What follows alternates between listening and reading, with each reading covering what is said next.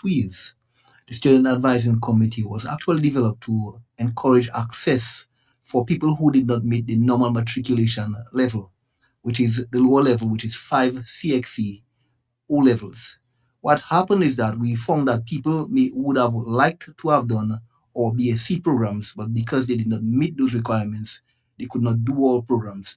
But what we have seen over the past 2 years since we have been having people coming with through the Student Advising Committee, we have seen people start the program and do very well in our BSc Senate programs. So the Student Advising Committee was really there to create access to higher education for people who have not met lower level matriculation. And can you tell us why the UWI Global Campus is so concerned about providing access to people of the Caribbean and the world?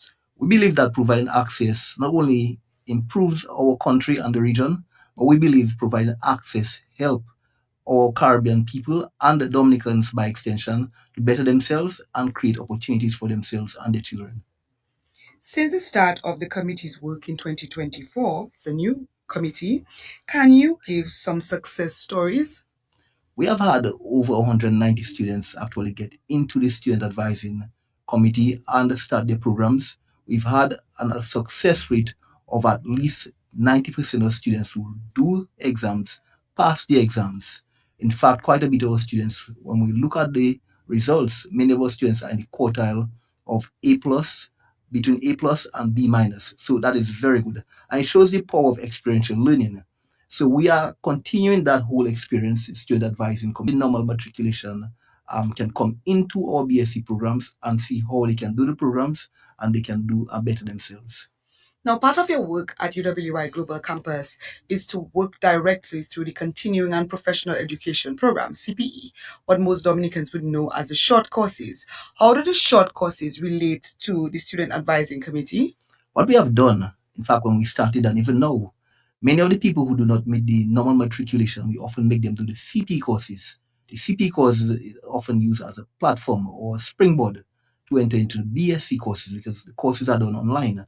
So they utilize the same platform as the Senate programs. So when they enter the Senate programs, it's basically a smooth transition. Not only that, the way the programs the courses are taught is similar to how it's going to be taught in the Senate programs. What is the process that people should follow if they want to do a degree program but are unsure if they have the requirements for matriculation? That's a good question. What we want the students to do, applicants to do, once you decide that you want to do a BSc program, you apply. If you have difficulties you could apply and you could come at the site and our helpful staff will help you. You bring in every single qualification you have, any sort of train and development you have done, and you have our staff scan it out. And we at the student advising committee, we look at it. We will require a CV for you, an up to date CV. And if, for example, we believe that you're competent and you can do the program, later down you will get an acceptance to start your Senate program. If not, then we will advise that you do at least 2 to 3 CP courses to matriculate into a BSc programs. Thank you, sir. So the Student Advising Committee is really there to help people who need to matriculate into the programs but may not necessarily have the CXC or O-level programs to be able to do so. Thank you very much for being with us, Dr. Kazimi, today, explaining the Student Advising Committee. This has been UE and You. I'm your host, Dr. Kimon Joseph. Take care. Bye-bye. You've been listening to Yui and You. Thank you for joining us.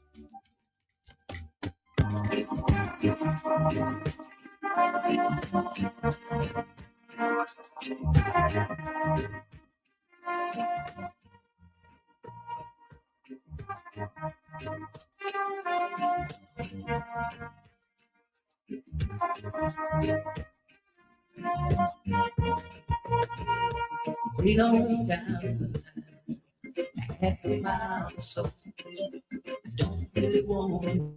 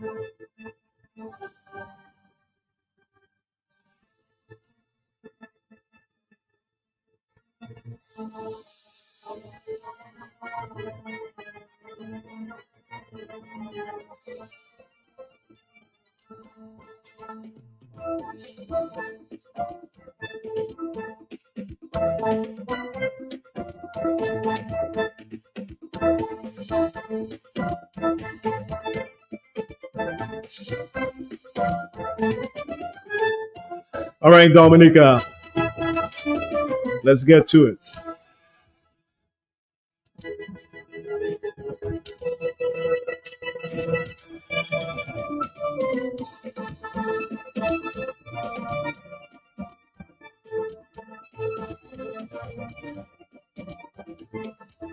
All right, Amanda, wears many hats, but today, again, we're going with just two: economist and United leader of the United Workers Party, Dr. Fontaine. How are you this afternoon? Steve, it's good to be with you this afternoon, and very special good afternoon to all of your many listeners to the very popular Talk on the Block. It's my pleasure to be with you, and congratulations as well on you hosting in the absence of Matt. Thank you, Doc. Today, we're talking about the economy of our country. This is a hot topic, and I think it will always be relevant. Um, let's get into it. Your concerns regarding the state of Dominica's economy. Currently, are you seeing an upward trend? We saw the recent IMF report. Your views on that?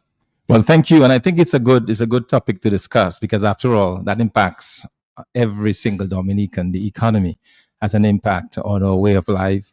It depends on whether or not we get to travel, whether or not we get to put food on the table. It depends on whether or not we get to live in a depressed state or whether we get to live life.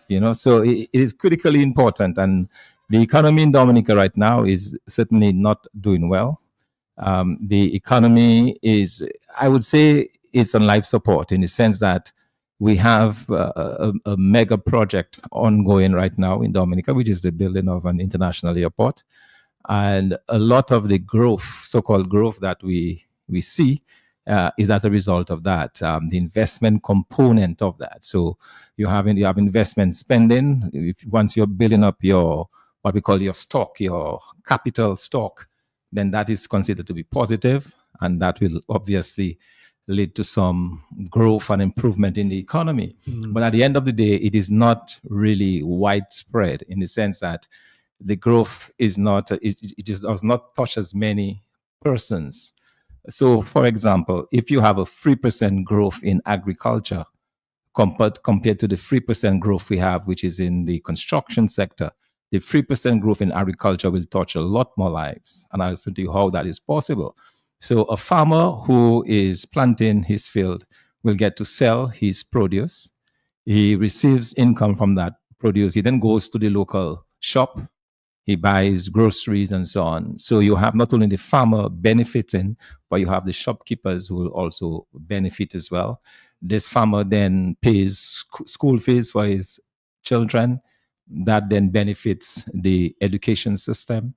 The farmer goes to decides to take a trip, for example, that benefits the travel industry. So you have all of those different parts of the economy that would come alive, that would benefit heavily with that kind of growth coming from agriculture.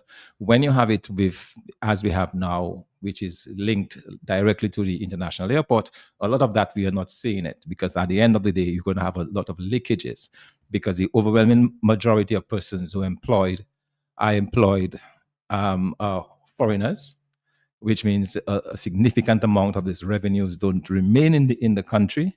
And that is a huge leakage, which you will not have otherwise. So that's why I say it's true. When we talk about growth, it's important to see where it is coming from. And because we've not had that, because we've not had this broad-based growth, we have some serious issues. Because as a direct result of that, you will find that the private sector, businesses are not doing well. When businesses are not doing well, they sometimes have to borrow even more. And sometimes when they borrow, they cannot pay. That has implications for the banking system, because right now we have a banking system that has a high percentage of non-performing loans. As much as 75% of the loans are non-performing loans, which means they're either not being serviced or they are only partially being serviced. So in other words, you have all of those existing in the economy. It becomes extremely difficult to say that things are good. And people on the roadside, if you talk to anybody in any household in Dominica today, they will tell you that the economy is not doing well. And so we have a problem that needs to be addressed. And that's the reason why, for many, many years, I have been calling for investments in our agriculture sector in particular. I've been calling for investments in the water sector, investments in manufacturing, investments in our tourism industry. To me, these are areas where if the government was able to really invest, and that takes us to a very important topic that we will talk about a little later, foreign direct investments.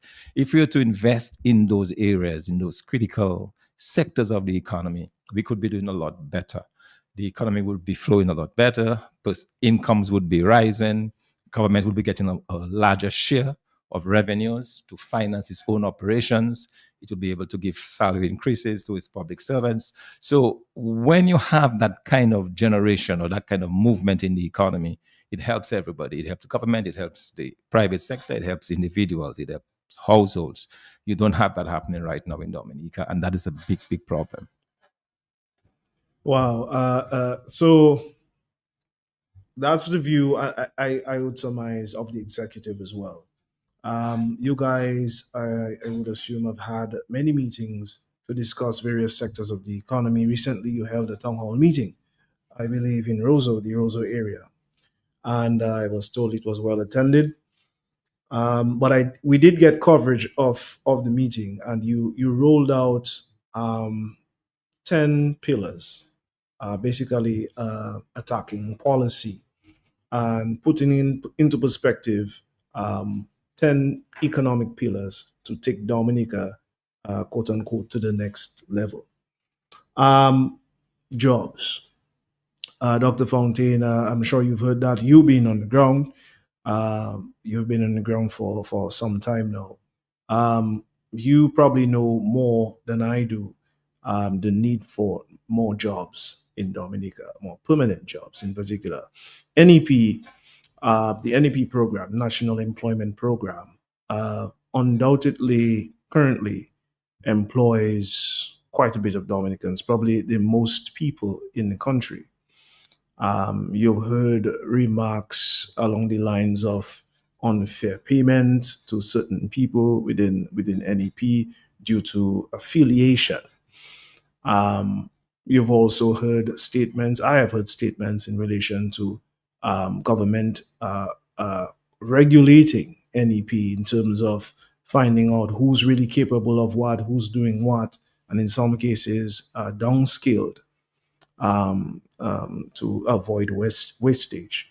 But NEP, my understanding of the NEP is that it's really more of a training program, or that's what it's supposed to be. It's supposed to come into effect when the country is reaching a borderline between permanent jobs and unemployment, or employment versus unemployment. When that line is becoming a little blurred, then you activate your NEP to sort of cushion, right, the impact of unemployment until it gets up to a level where the private sector can now regain those people, and then you have more employment than unemployment, and then it's deactivated. It's supposed to be a temporary thing, as I was told. Is that correct? First off, and your general views of the NEP program being used by the DLP-led government. All right. This is a very important question, and especially as it impacts thousands, literally thousands of Dominicans. And so it has a life of its own in that sense, and it has an importance all of its own. Now, let me tackle it from this point of view first, and then I'll go into the program itself. The National Employment Program is sustained largely through the Citizenship by Investment Program. In other words, maybe in the absence of the CBI, we would not have had an NEP program. And the reason for that is the NEP, because of the nature of the NEP, it does not in itself generate any kind of economic activity. So it is fully and wholly sustained by government. Now, if you compare, for example, somebody working in the NEP, say, and somebody who's working, say, in the retail sector. In the retail sector, you're buying stuff, you're reselling, you're generating growth, you're generating economic activity, you're generating taxes for the government and so on. So if you're a private sector working in that sector, now if you're working within the NEP, you're literally just taking it out from government. You're not paying any taxes because of the level of wages that have been earned. You're not paying any taxes to government. And so in that sense, it becomes a strain on the government. And that's one of the reasons why we believe, as a United Workers' Party government, that we will change the structure of the National Employment Program. Because ideally, what you want is a program that is able to help generate a great deal more economic activity. And in particular, the persons who are targeted are the young people. The young people are supposed to be the pillars of any society, because they're the ones that are out there doing the hustle, working, making children, creating wealth in the economy. This is the young people. So young people play a vital and critical role in your society. And if their energies are not well channeled, then that is a group of people. That is what is, you actually lose out on that very important component.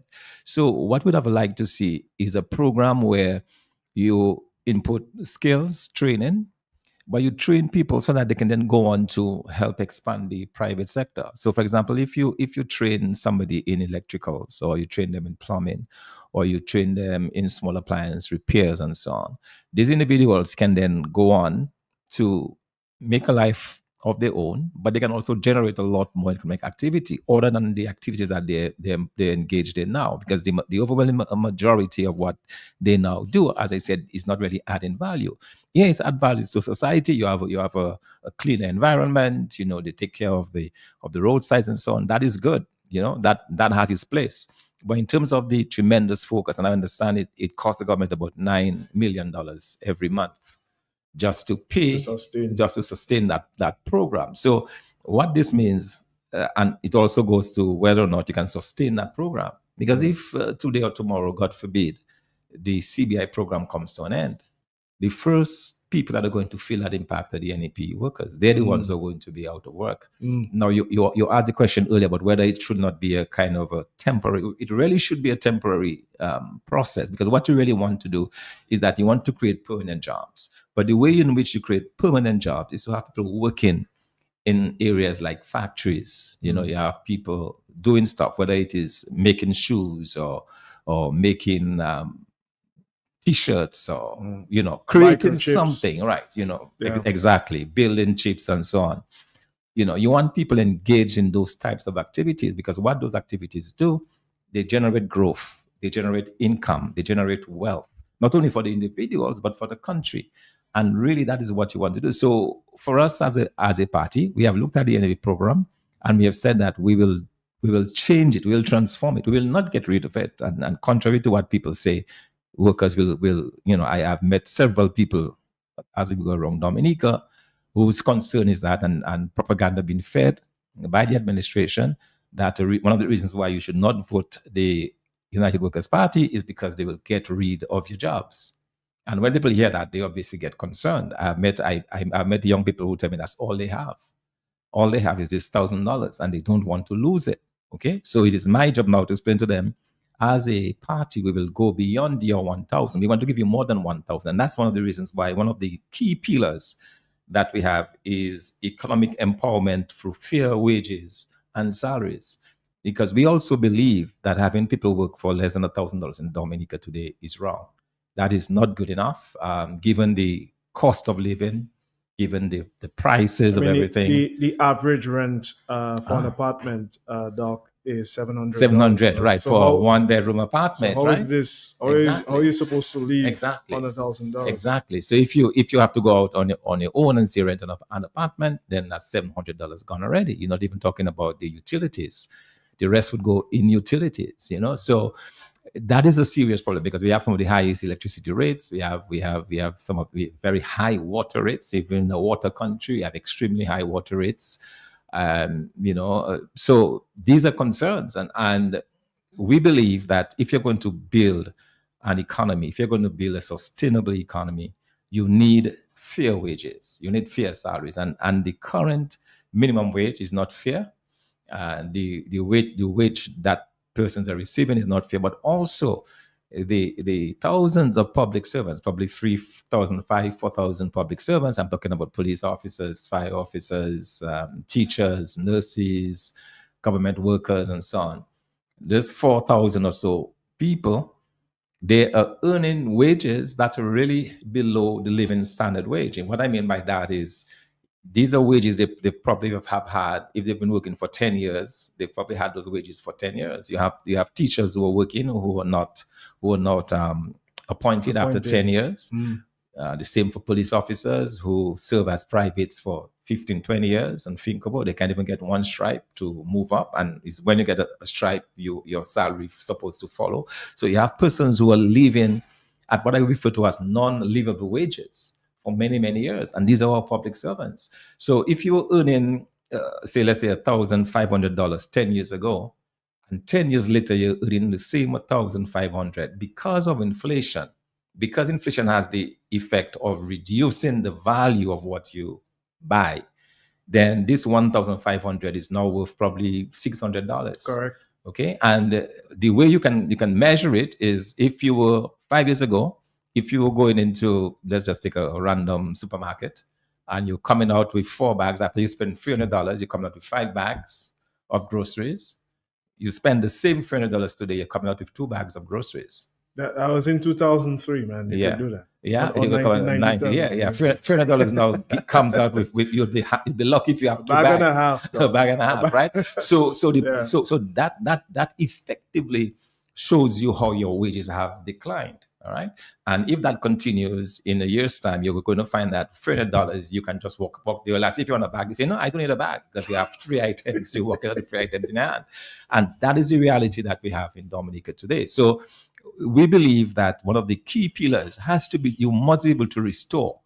You have to be able to restore this. And there's been lots. So we've been talking about how we're going to do this. And people are asking, but how are you going to fund this? How are you going to provide higher wages for your public servants? Well, what we say is you're going to be generating enough economic activity so that you can get other means. Because if you expand the economy, right now, for example, let me give you a very good example of this. Right now, government revenue, what the government has to spend in is what we call recurrent spending to pay public servants, to take care of health and education and so on. 60% of that comes from the CBI program. And only 40% comes from taxes that are generated internally in the economy. Only 40%. So you're talking about $400 million, right? Because if you have $1 billion budget, let's say about $400 million, right? That is all that this economy is generating. Now, if you're able to grow the economy, this 400 million becomes $1 billion, right? Because now you're able to grow the economy in such a way, new jobs are being created, new people paying into the government, new activities, new businesses being set up. So it is that economic activity that's going to increase revenues to the government. So while we are saying that we are going to be fair to our employees and make sure that public servants get better salaries, we are saying at the same time we'll be working to rejuvenate, to redo the economy in such a way that it is creating jobs, it is expanding and creating much added wealth for the government. We also know, and one of the things that we can do, and it's something that I've spoken to countries about my almost over 30 years now. I've been doing this, talking to governments about how they can improve their economies and so on. And one of the things that we will do is that there are programs that we can actually go to and say, here it is. We are trying to increase the average incomes for Dominicans by so much. We need some grant financing or grant funding. Because years ago, in the 80s and 90s, government funding, you have three levels of funding. You have the revenues that you get from your taxes and so on. Yes. And now from the CBI, you also have grants and you have loans. Okay. Of late, the government has done very little on grants. Grants is where you receive money from overseas, but you don't have to pay those monies back because they're given into a special program. At one time, grants were as much as 25% of the financing of government. It is now less than 1%. Government is not attracting any kind of grant financing. So as a responsible government, we will be able to put forward programs and projects that can attract that kind of funding. So that's another avenue that we will use. So, for example, if we have a training program for young people, for example, which we intend to have as we transform the NEP program, we can take this to a donor and say, here it is. That's what we're trying to do. We're trying to increase the lives and the livelihoods of our young people in Dominica. And that is what we need to. That's the amount of money that we need to do that, because we are going to convert them to skills. We're going to help create or train a workforce that will benefit the private sector. So we can guarantee you at the end of this amount of time, we will have X amount of growth in the economy, and that is where your money will go. And so we believe we can get resources that way. The other important area that we'll use to fund all of this is through the repayment of debt. Right now in Dominica, because we have debt of almost 100% of our GDP. What this means is that our level of debt of about $1.6 billion is the same amount as what we generate in the economy every year. Okay. But that information, I assume you did your research, and someone with your sources, you were able to find out that information. Oh, because yes, we haven't been formally told that. Oh, yes. It is 100%. And no, but the information is there. The government, to their credit, they report it every year in their budget, in the budget statement. Okay. It's reported, so it's public information. Yeah, and we have one of the highest debt to GDP ratios in the world, 100%. All right, so that's our 1.6 billion debt. Now, what this means in real terms, because it is a debt, you have to be repaid. And in terms of the government, that works out to roughly $100 million a year. So imagine you're making $400 million a year from taxes, and you're paid back $100 million out of that $400 million just to service the debt. That is $100 million that could be put in medicines in the China Friendship hospitals, in the health centers. That's $100 million that could be paying better salaries to your public servants. That's $100 million that could be paying better salaries to the NEP workers and so on. So that is monies we believe that we'll have to find a way. And that's one of the things that I have been doing. I have done in terms of writing up projects for countries as far as the debt is concerned, and creative ways in which countries can receive debt forgiveness. So you receive debt forgiveness. In other words, you go to the creditors, you say, that's what you want to do, and that's what we are asking you for. If you forgo our debt, we can guarantee that we will use whatever we gain in those areas that will help generate some project, will generate some income within the country. So there are ways that can be done.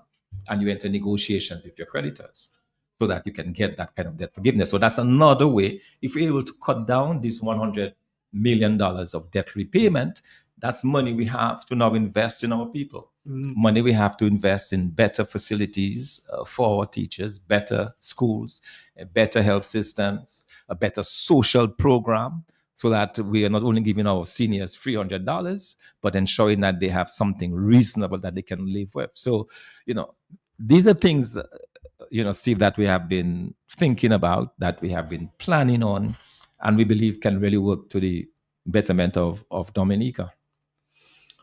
Doc, thank you for that response. We're looking at foreign direct investment in terms of Dominica. You mentioned some of the ways in which we can, or some of the ways your party, assuming office, would get funding and actually tip the scale in relation to our GDP. Currently, it's 40% from tax revenue, 60% from the CBI. But what are some of the plans? You don't have to list all, but some of the plans as it relates to boosting foreign direct investments in Dominica. All right. So I believe, and that is something that is key as well. When you're planning an economy, when you're planning for growth in an economy, you really want to go to that. The more efficient engine of growth is really the private sector. Government really should not be I think of the government as a big dumper. I'm saying that is big, but it moves slowly. It's not efficient. You want a Ferrari and the Ferrari in terms of the engine of the Ferrari, high priced cars, and is the efficiency. It uses fuel well or better, and it drives faster. It gives them a pleasing experience in terms of driving. That is what you want for your private sector. So a key part of that private sector is to get foreign direct investors interested in your country. So whether it's foreign direct investment in hotels, in manufacturing, in your water industries, in your essential oils, there are a whole host of areas where foreign direct investors can be invited to. Now, what you need to do then is to give them incentives. Okay, so what would make a foreign investor want to come to Dominica and set up shop in Dominica as against going to St. Lucia or Grenada or elsewhere? That foreign direct investor wants to know that he's able to have a product that will generate growth. He also wants to know that he has a good supporting cast. So that's where the training of the people becomes critical. Because if you can say, well, we have this trained cadre of young people, good English skills, good technical skills, good computer skills, and they're bright, innovative, they can do stuff. That is what you want. Okay. So you can offer that to them. So you want to offer to the foreign direct investor a skilled training force. That's one. Secondly, you want to offer to them relatively cheap fuel costs, relatively cheap electricity. That is an area, for example, if you're going to attract a manufacturing industry into Dominica, or persons to invest in the manufacturing, whether it's agro processing or any other area, is that your electricity costs must be a lot lower than they are today. So that calls for government investing now, or creating that environment with the different areas: hydro, solar, geothermal, wind. All right. The combination of those being used, moving away from a dependence on diesel generation, getting your costs down that you can attract more people. So these are fairly important things that we will do to invest or to attract foreign direct investors. One, as I said, we're going to offer them a cadre of trained, skilled Dominicans that can do the work that they want done. Secondly, the electricity costs.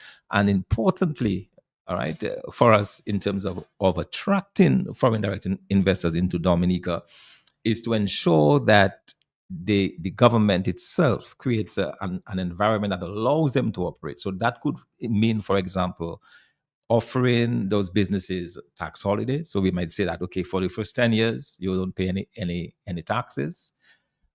We'll also allow you to bring in your goods and so on duty free.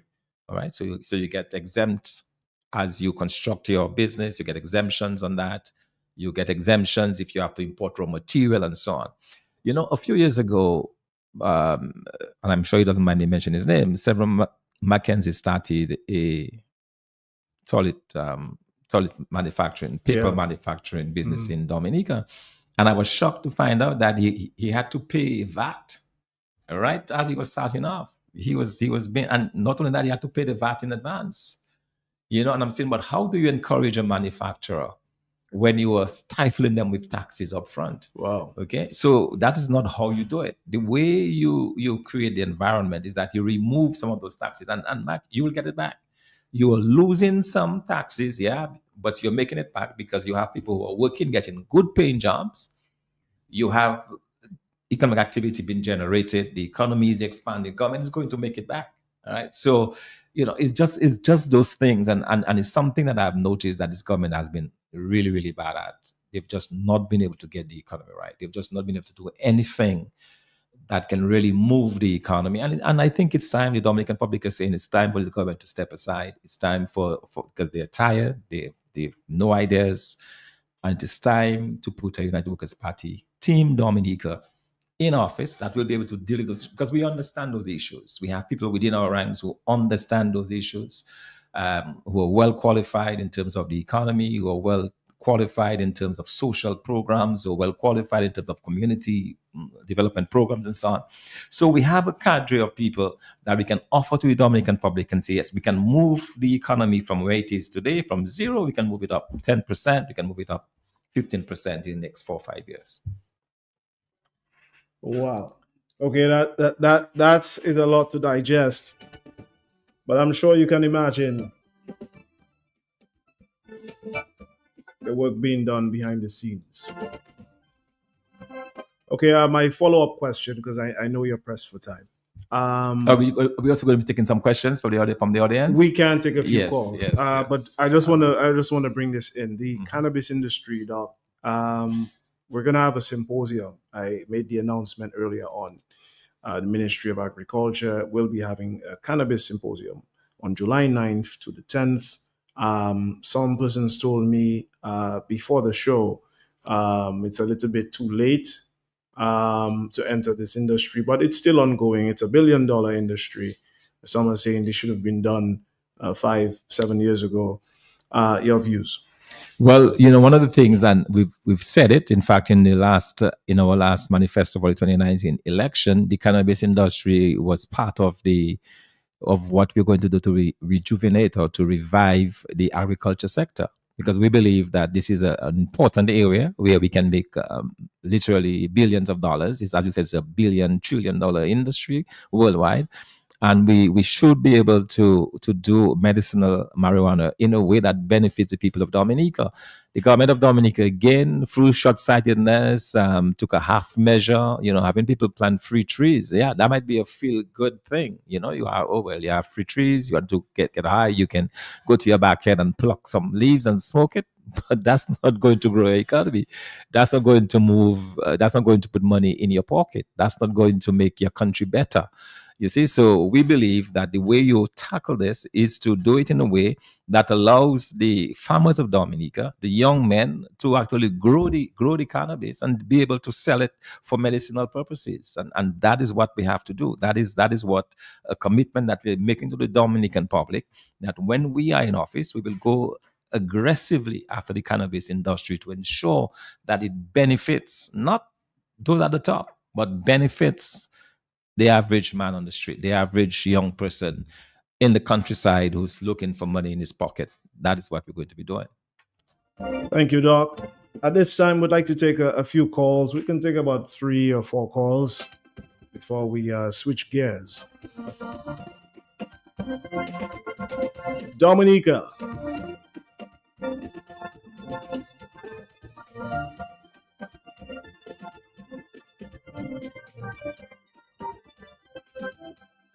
The United Workers' Party leader is in the house.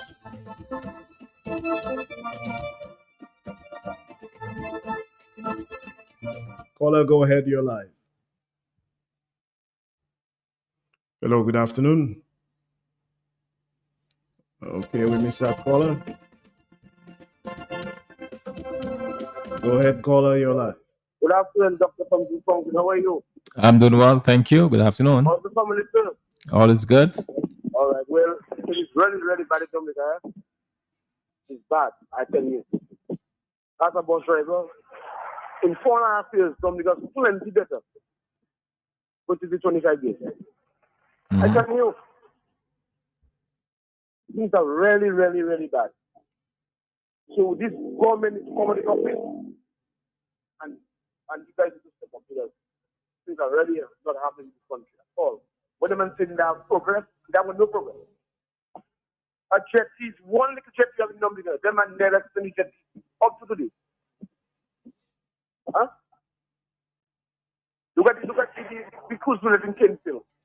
Up to now, the government talking about the cruise village. Nothing has happened. We need a change of government in this country. Yes, after 25 years, I agree, caller. I agree. Change of government. Because we can be suffering like that. I agree. Look like what's shutting down, rustling us. A lot of things are going bad in the country. So we need a change, my friend, real change. I want to thank you, brother. God bless you. Yes. Thank you very much. And here it is. We have the overwhelming weight of evidence, and we can look back at 25 years. We can compare the 25 years with the 4.5 years of the United Workers Party, and you can see it's chalk and cheese. There's really no comparison. In 25 years, the government has succeeded in losing more jobs than they have created, plenty more. Businesses have shut down, as I talked about the private sector. And that's why I was talking about the need to have your private sector humming and thriving and creating jobs, employing people. That is where you need the excitement, and not just in the government offices. So I agree with the caller. I think change is long overdue, and that is something we absolutely have to get there in Dominica. Caller, you're live.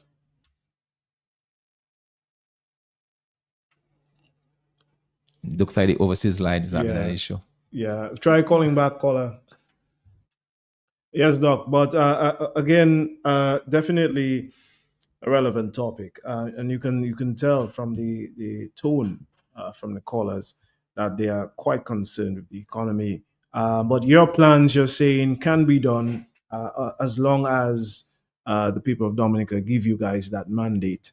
The team is ready. Yes, absolutely, and the pillars that we have been promoting, they're really straightforward. In terms of what we plan to do. Of course, we talk about tax reforms, for wealth creation. We also talk about healthcare and education transformation. A country that successfully transforms the healthcare system and education system is a country that's at the top of the pile. There's no doubt about it. So a lot of focus, effort, and energy must be placed upon healthcare and education.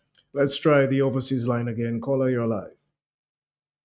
Good afternoon, my boy, Richie. Yes, good afternoon. Good afternoon. Yes, good afternoon. Doc, in terms of foreign investment, the question, how do we attract foreign investors?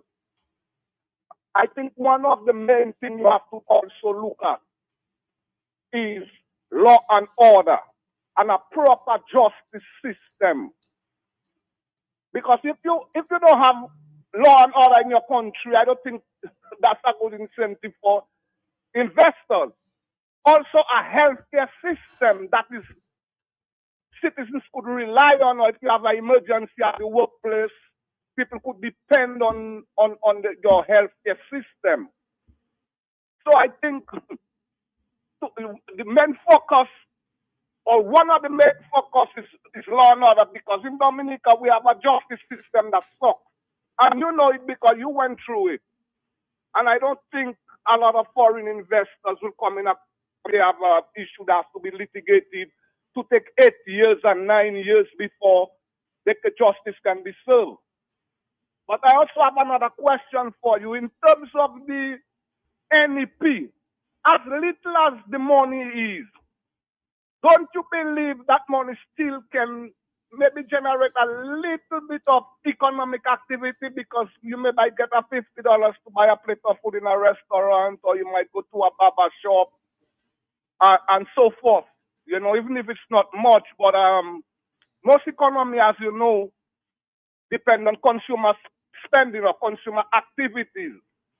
And I think what Dominica needs is money in the pocket, so that when the business people could get customers.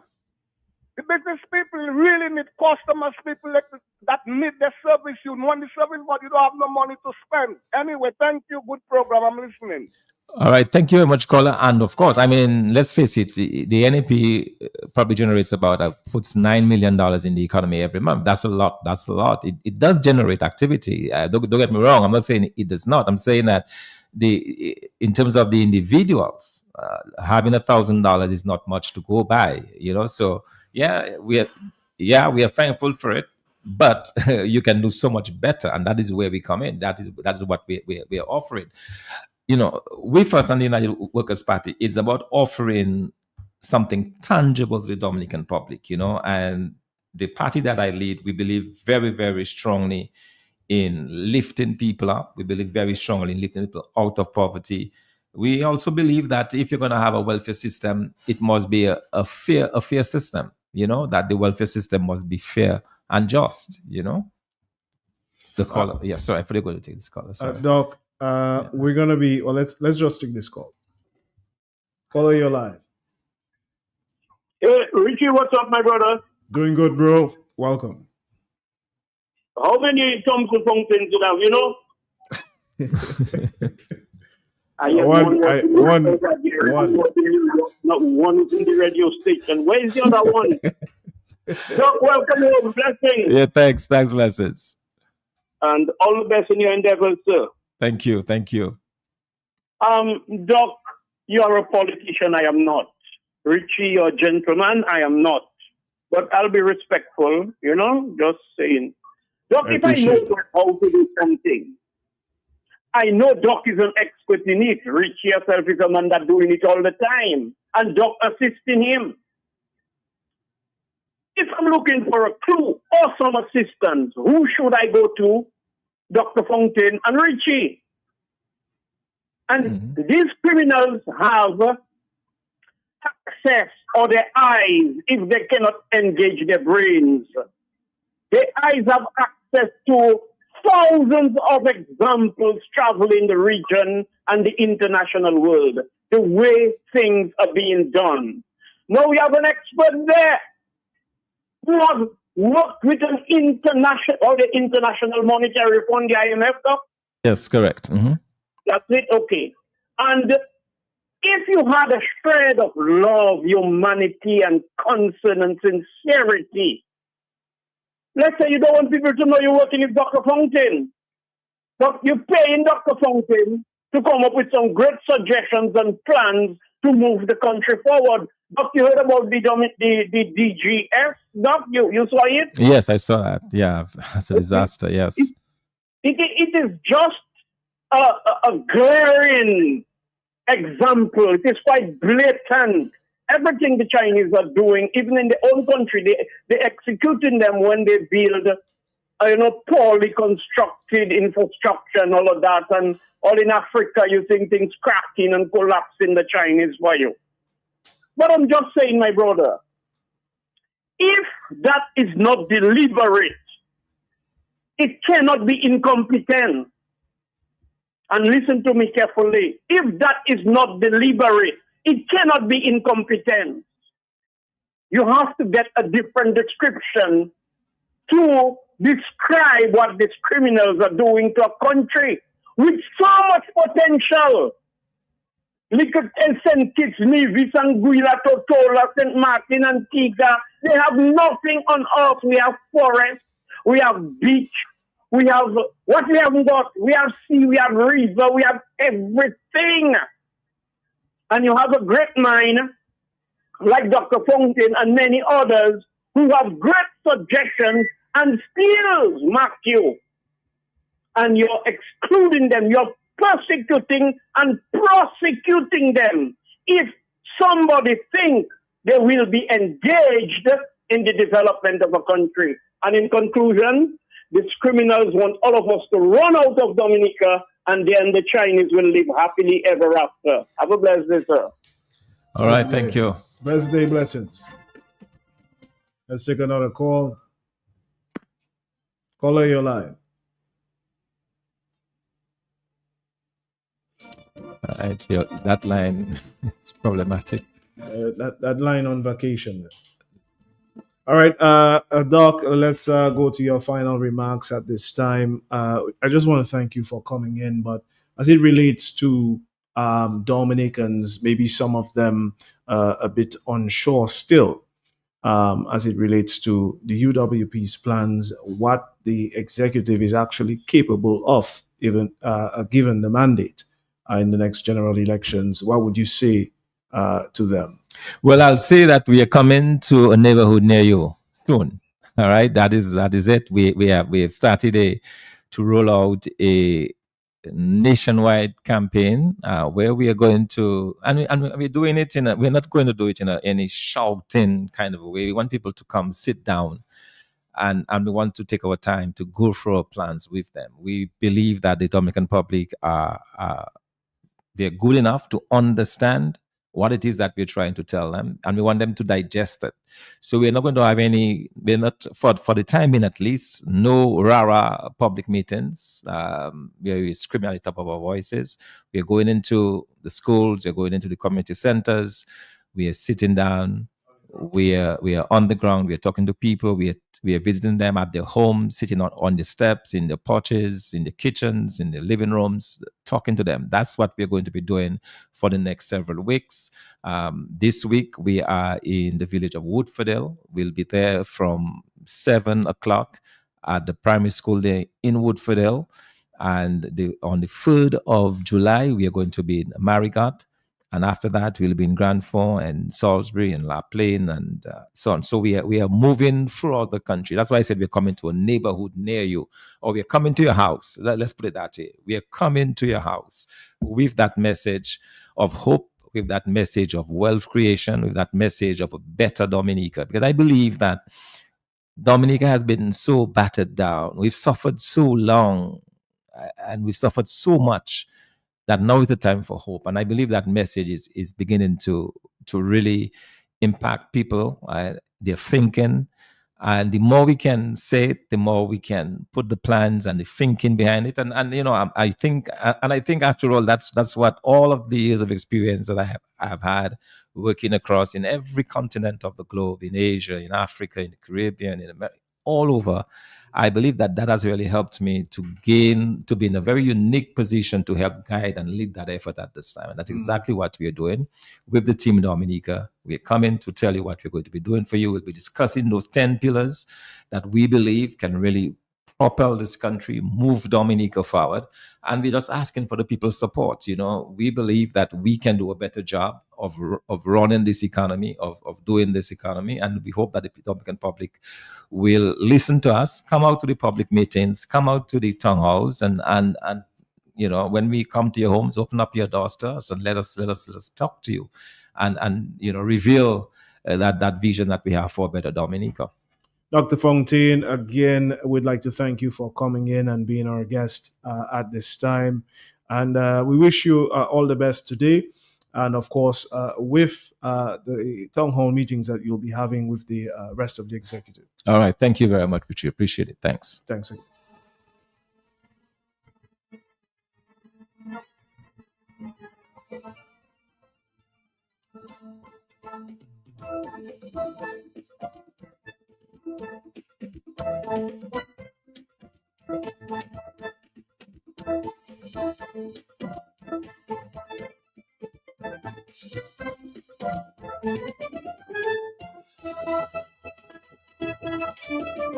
Okay, Dominic, at this time, as promised, we are shifting gears. We just had Dr. Thomson Fontaine, for those of you just tuning in. But let's take a break, get our guest ready, and we'll be back after this.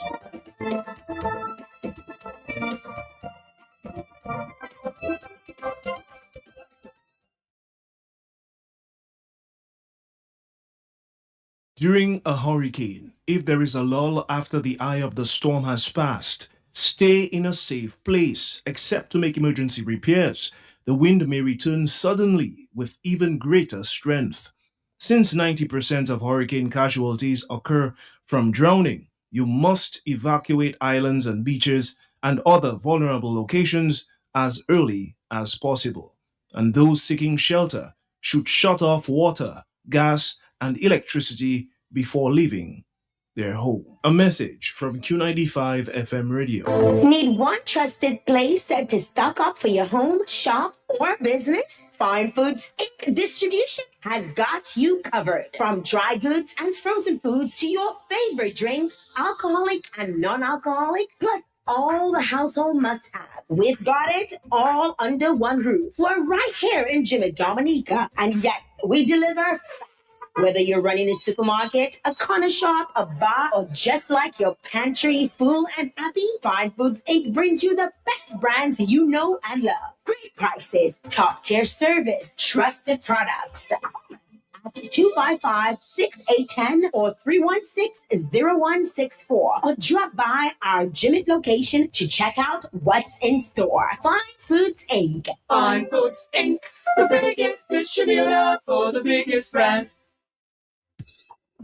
If you know quality, then you must know the manufacturers of Dominica's finest rums. Belfast Estate Limited, over 80 years leading the industry with exceptional standards and formidable customer service. We present the manufacturers of BB Rum, Soca Rum, Red Cap Rum, Cask Rum, and the signature Belfast Estate Rum Punch. With island-wide distribution daily, Belfast Estate Limited has cemented its mark as the distributor of choice for products like Eldorado range of rums and creams, Kubali Bear, Corona Bear, Guinness, Root Boy Drink, and of course the Sunblast Juices, Topper Snacks, Vitamalt, and Pine Hill Juices. Call the office at 440-7032 or visit the distribution outlet at Jimmy Dominica. Follow on Facebook or Instagram at Belfast Estate. Belfast Estate Limited, your leading manufacturer and distributor of rums in Dominica. If you know your favorite store, dial it now. 612-1253. That's Mega Deals. You can rely on Mega for some real deals on name brand clothing and electronics. High quality, low price. We are a wholesale and retail store located in Calabishi, right on the main road. Check us out on Facebook, Instagram at Mega Deals Dominica. Like our page. Check out our stuff. Call us. Visit us. Would appreciate that. Come try it on. Love it. Buy it. Mega Deals. Your one and only online and brick and mortar store. Mega Deals is also on wheels. We make it convenient for your shopping. We deliver straight to your door. Email us at info@megadealsda.com. Rely on Mega Deals for some real deals.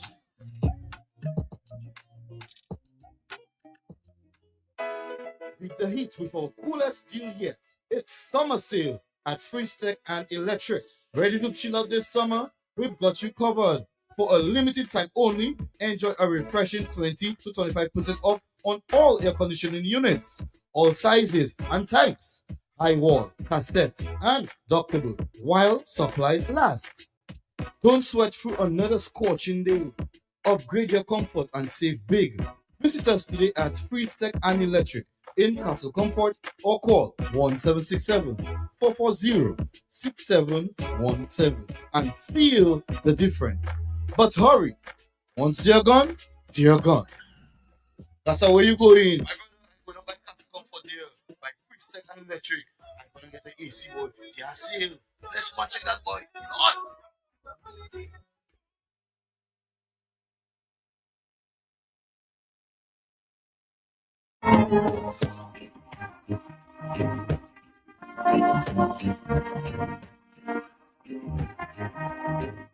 Dominica, we're back. Now this time, we're going to be talking marketing. So we had Dr. Thomson Fontaine talk about the economy and his party's plans to transform the economy if given the opportunity to do so. At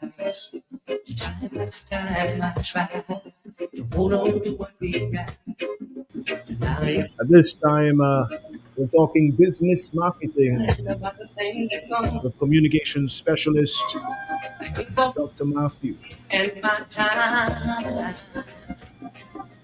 Any second now, she will be joining us live.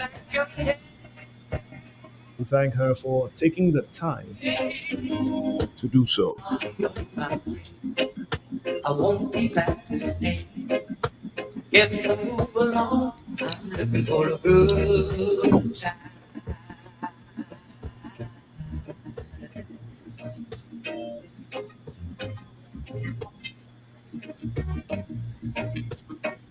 Q95 on a Tuesday. Sit on down. Time can go.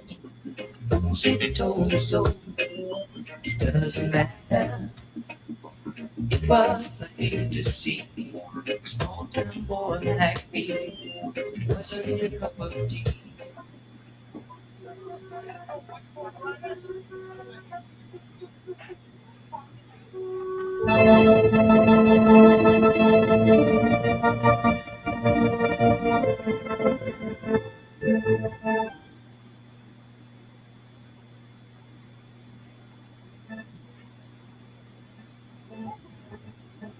Dominica, we're back. This is Talk on the Block.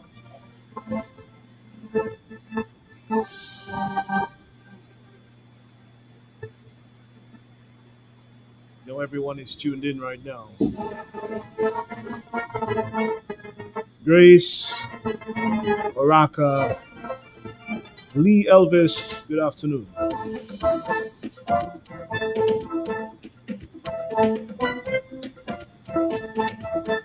Okay, so at this time, we're talking business marketing. We're going to go to our next guest, and she is live with us right now. Communications specialist, among many other things, Dr. Simone Mathieu. Dr. Mathieu, good afternoon.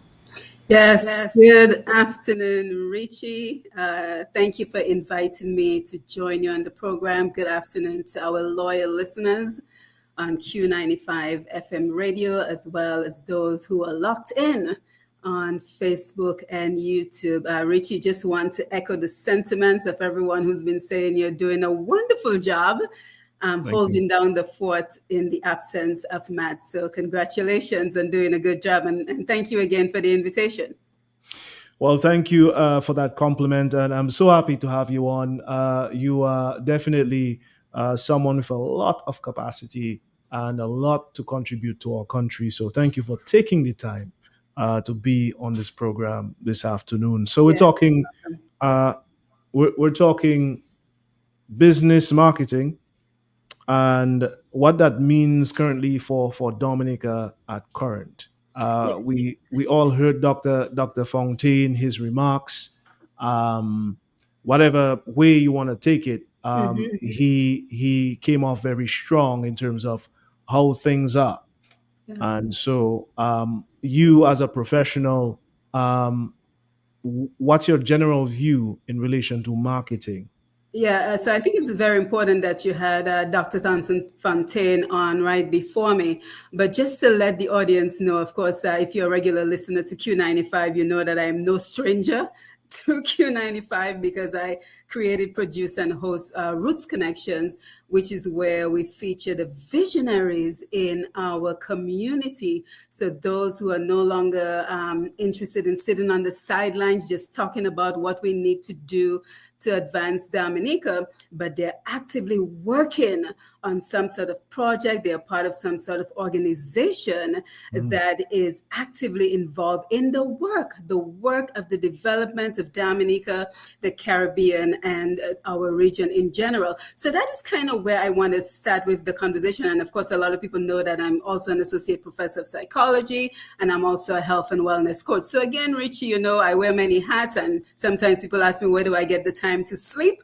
But as Oprah Winfrey once said, if you're passionate about the things you do and you can earn a living from doing them, then you do not work a day in your life. So that is kind of where I wanted to start the conversation today in terms of the needs of our organizations, the needs of our people, our businesses, to really work towards not just developing themselves, but developing the country and the region. Because so we can ask, what opportunities are businesses missing out on by not considering alternatives for marketing their business? Because that's a great question, Richie, because like Dr. Fontaine just spoke about, there is such a lack of economic opportunity in Dominica right now. And it is unfortunate because where businesses are missing out right now is the opportunities in promoting your business via social media. So that is the main opportunity that many of our businesses are missing on right now, Richie, because we have this mindset in Dominica, and I hear it a lot, especially from our more senior members of our community, that mindset that, that social media thing is not for me. And that's okay if that's a personal choice, right? But if you're a business owner, you're missing out on an opportunity to not just reach more people on the ground in Dominica, but also to reach an entire world of potential customers to boost your visibility and to increase your profits. Yeah. But that goes into my next question very Mhm. smoothly. How can businesses then up their marketing game to engage, as you said, with customers, because they're missing out on that, Yes. and Yes. and then in result of that, drive sales. Yeah. How can they do that? Yeah, so I think the first thing we have to start kind of changing, and again, we live in a world where change is the only constant, but so many of us are afraid of change, right? So what I do, I provide like a custom boutique kind of approach to my clients that I've been working with for 4 years now, and I've worked with about maybe 15 different companies so far, and it continues to grow. But the idea is to help you to navigate that change, because that is where a lot of us get stuck. We get stuck in the fear of change. So the first step is to help our Dominican brothers and sisters, whether you live in Dominica or you live overseas, to kind of hold your hand, like figuratively, of course, but hold your hand to help you to navigate the change. Because again, a lot of our Dominican businesses are missing out on the opportunity to grow their business, to earn additional income for themselves and their families, because they're so afraid of change. So they're not taking advantage of social media promotions. Dr. Simone, some businesses have resorted to basic forms, and you touched on that in your opening remarks. Unfortunately, I should say, some businesses have resorted to basic forms of advertisement, Mhm. and some have neglected their advertising budgets entirely. I'm not going to call any names, Yes. but I know of two businesses, well known businesses, who basically saying, well, I'll just go by word of mouth. Yes. Um, is this a wise move Mhm. considering the cultural context of Dominica? Yeah, and Richie, that is excellent, because word of mouth is very important, right? Word of mouth is very important because you want people to recommend your businesses, but word of mouth can only take you so far. Word of mouth can only take you so far. So in addition to the fear of change that I'm seeing in a lot of our Dominican businesses, you're absolutely right.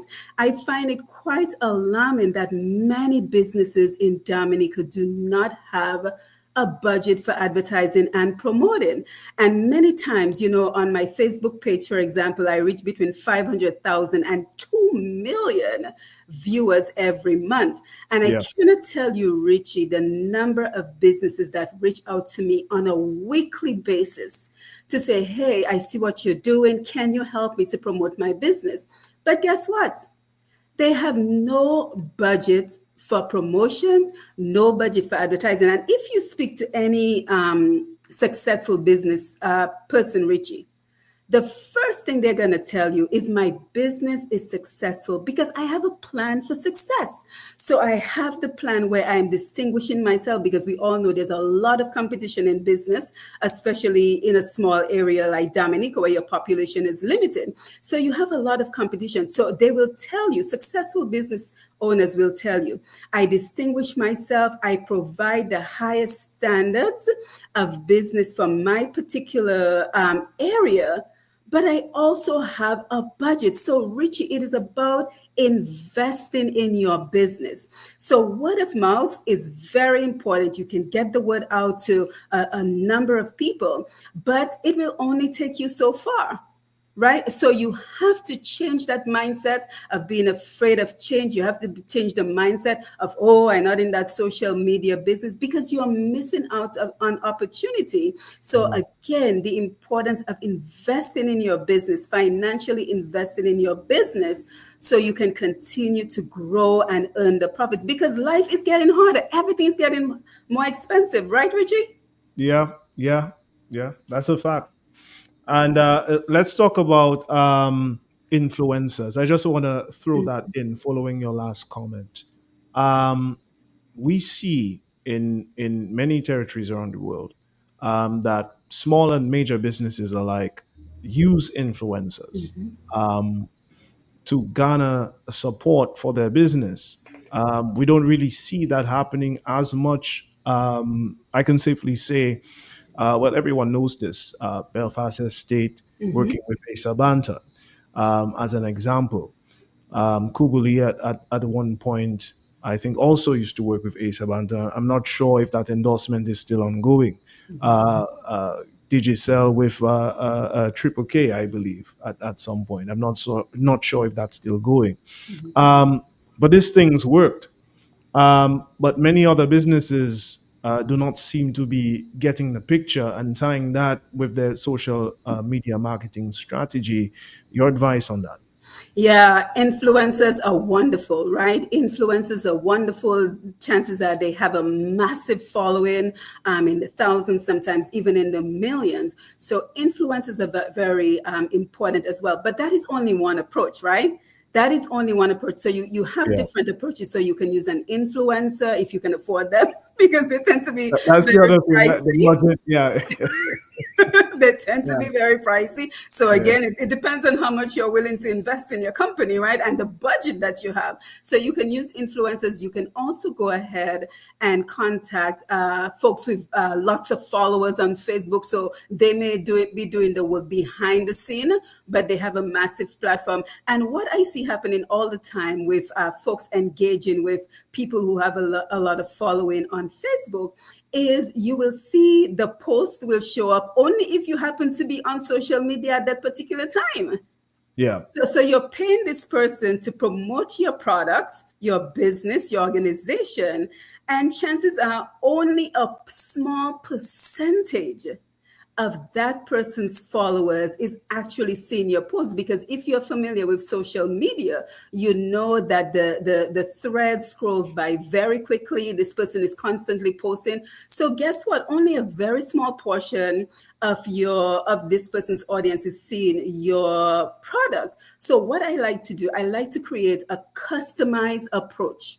Right. So instead of posting something, you pay me however money it is worth, and I post it just one time, I create a whole month of promotion.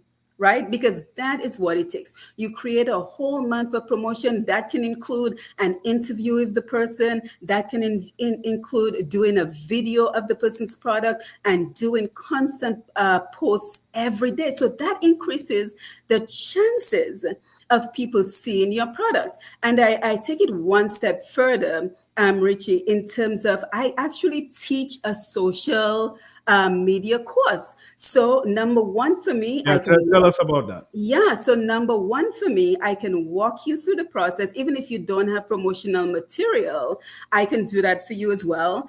Or if you say, okay, well, I have somebody who's kind of social media savvy, but I just want them to know more. So I have a course. It's a 4-week course that I've done with NGOs and businesses, Dominica and out of Dominica.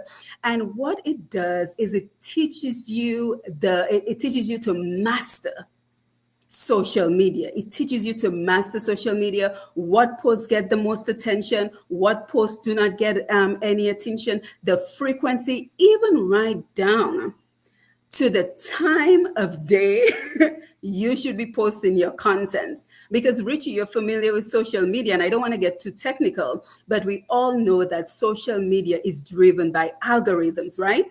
Yeah. So there's a certain algorithm in terms of the time of day you should be posting to get the most visibility. So a very robust, very customized program for those who say, well, I have someone, I would like you to just train them as part of my business, as part of my organization, so that they can be the social media manager.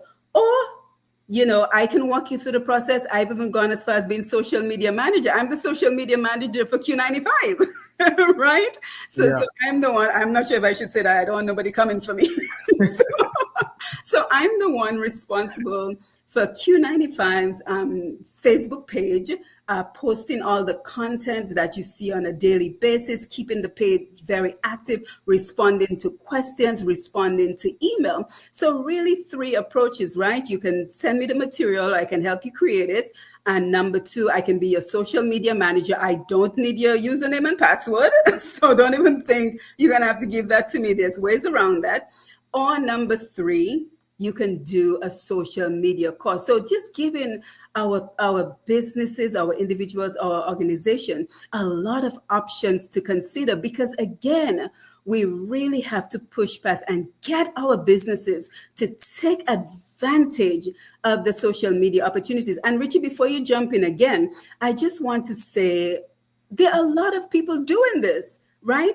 If you notice, a lot of successful businesses on the ground in Dominica, and I'm not going to call any names, but a lot of the businesses you see on the ground in Dominica who are doing very, very well, they have a massive social media presence. So they had to take years to figure it out. So me coming in, you're not going to have to take years to figure it out, right? Because I'm going to show you what to do so that you too can become a successful business in Dominica and outside of Dominica, because the competition is stiff. So how are you giving yourself a business advantage, right?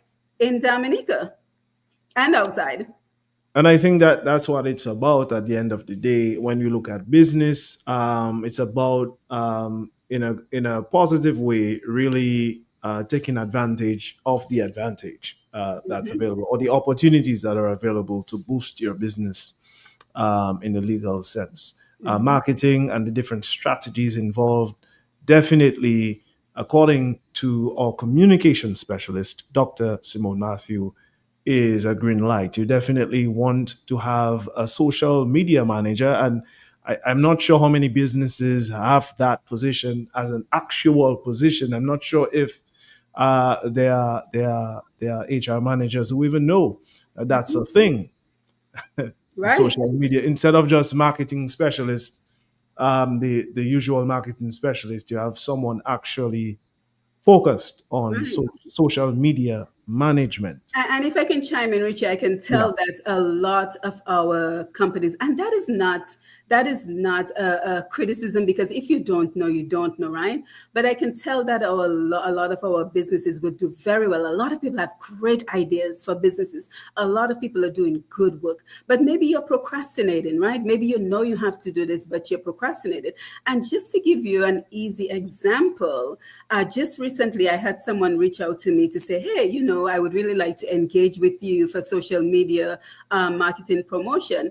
And the question she asked me, well, if you post something on your platform, how long does it last? Will it be gone in a day? So immediately, because we all know, if you're familiar with social media, the content never goes away.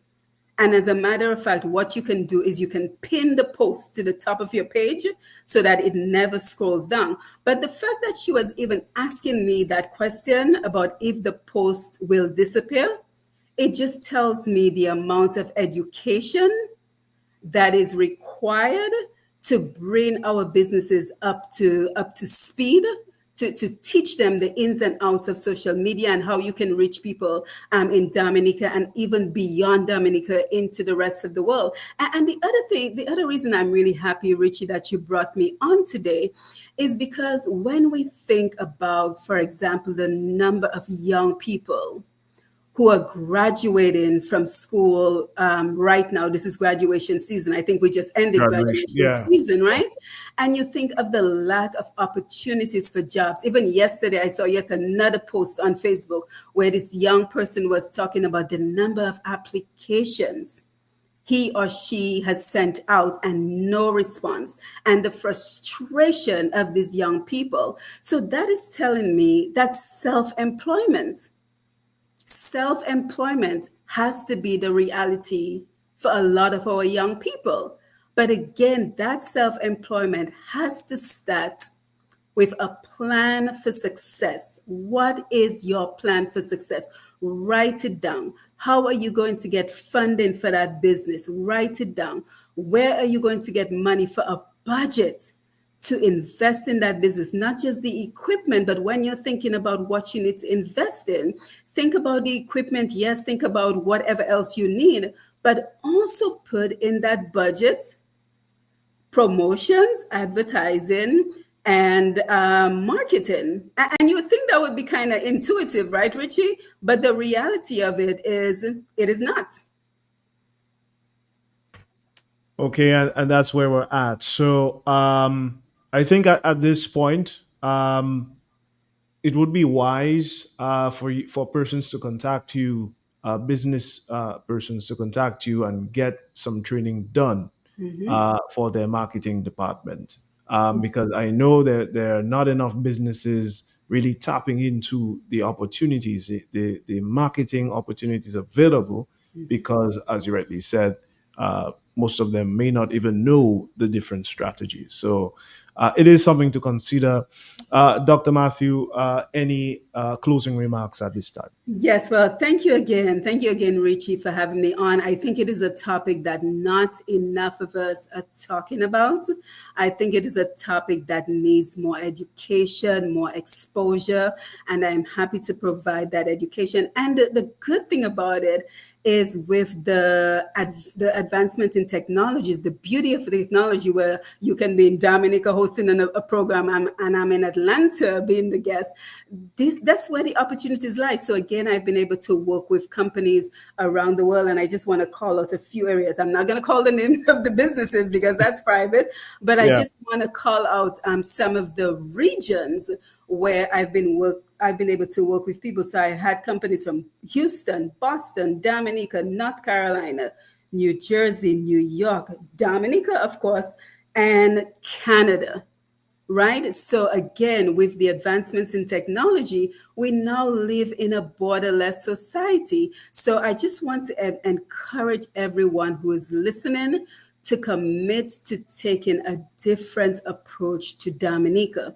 So whether you choose to go it alone and try to figure this out all by yourself, or you choose to engage with someone like me who can walk you through and show you the ropes and the importance of changing your mindset when it comes to social media, and also the importance of having that budget for your promotional opportunities. So folks already know from your Roots Connections, if you need to reach me, you can reach me at pushpast10 @gmail.com. So that is pushpast10 pushpast10 @gmail.com, and let's start the conversation. Let's start the conversation of where you are, where you're trying to go. You know, you're self-employed, you're trying to get a competitive advantage, or you earn a business and you know the potential of that business is not being maximized. So what we can do together to help you to grow that business. So Richie, thank you for having me. I say good afternoon to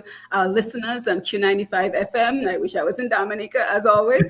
And to our followers on Facebook and YouTube. It was wonderful being here with you today. Ladies and gentlemen, Dr. Simone Mathieu. I'm seeing Mrs. Senhouse sending me greetings there. Good afternoon to you.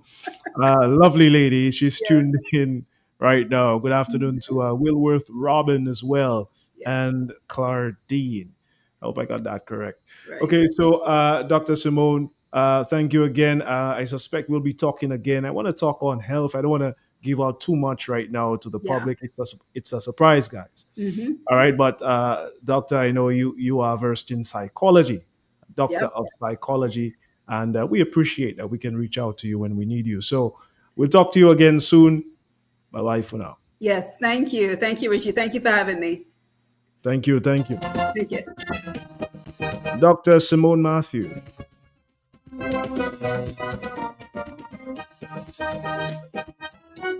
Dominica, it's a packed program this afternoon.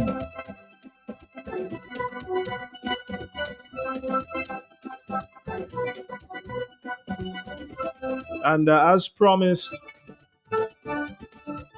we spoke about this in passing this morning.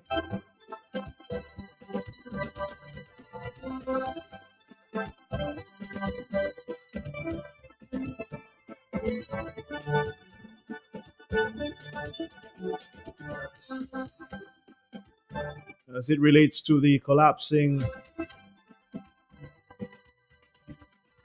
of one side of the Dominica Grammar Secondary School building we will be speaking to a general contractor as it relates to that development. I just want to read you something.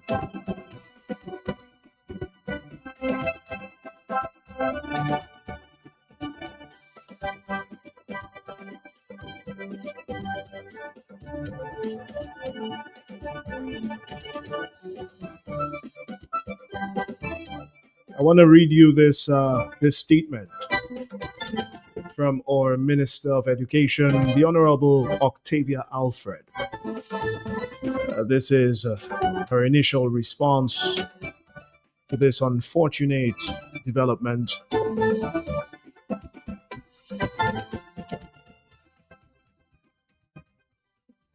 The Honorable Minister is confirming that on June 16, 2025, a concrete roof collapsed at the construction site of the new Dominica Grammar School. Fortunately, there were no injuries reported, and the construction area is secured, ensuring no danger to students or staff.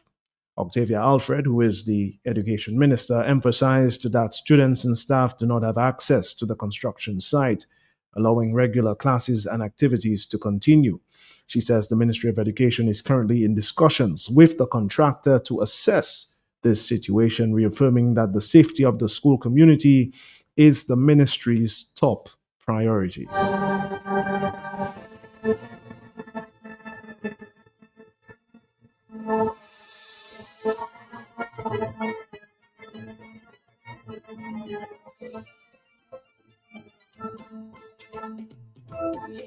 Okay, so that is the response, the initial response of the Education Minister.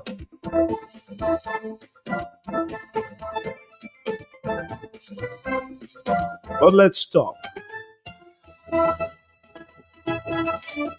But just before we do, we'll take a break and come back.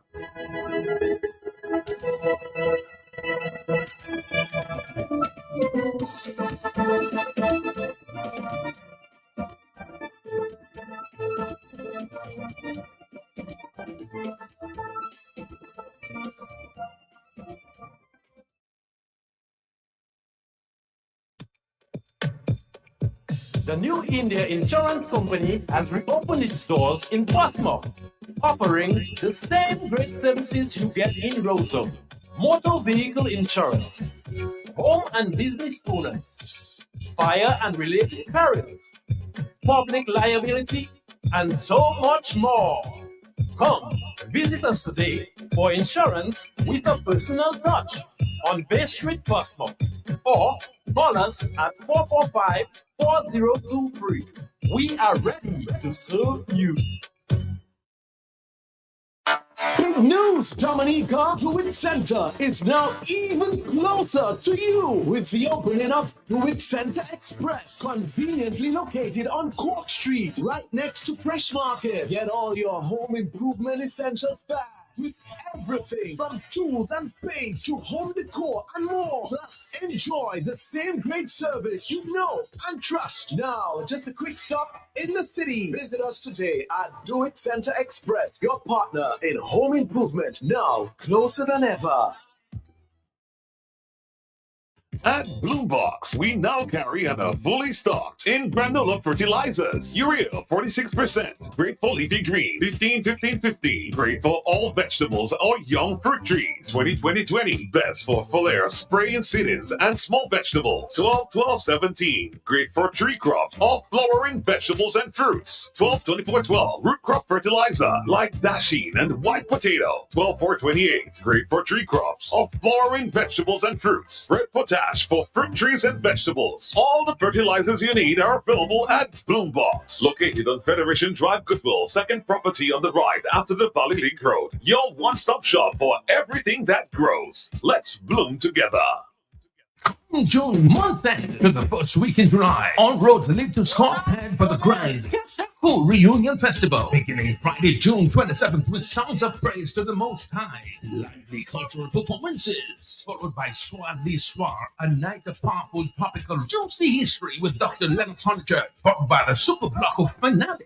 Saturday 20th, Sakis Abukabut in spectacular convo style, followed by Dr. Mika Labadi and Trumpet. Sunday 30th, Church Service and Village Festival with the Unstoppable Person Serenade. Tuesday, July 1st, trip to Kalinago Territory. Wednesday, July 2nd, Domino and Big Money Bingo. Tuesday, July 3rd, Beach Party and Talent Night with special guest Franklin Moses. Friday, July 4th, Grand Dinner and Dance. Saturday, Fest, the highly anticipated return of Conde Conla with Midnight Movement. Sunday, July 6th, Super Blacko. Extra code coupon is only $3 for $10. Raffle to include a large screen, smart television, and multiple smart phone devices. Don't miss the Scartet Cash a Cool Reunion. Good month into the first week of July. Sponsored by Belfast Estate, Couplet Bear, DNO, Q95, and Crayon Heartbeats. Look at people!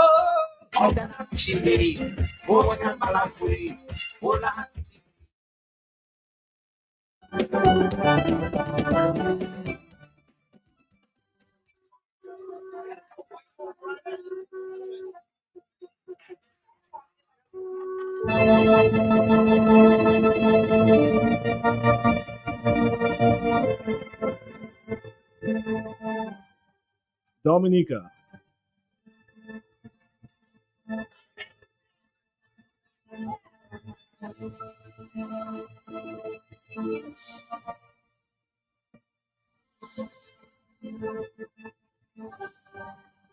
Yesterday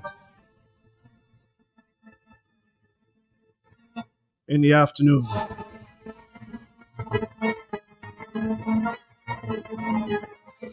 many of us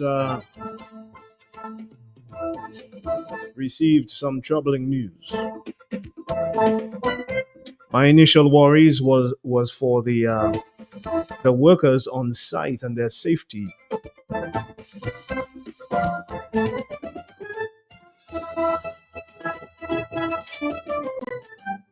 I think coming out of this development, we can all say with some sigh of relief that at least none of the workers were injured.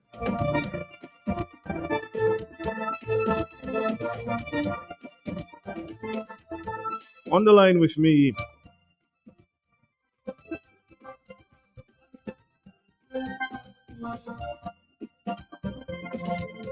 is a certified electrician and a general contractor.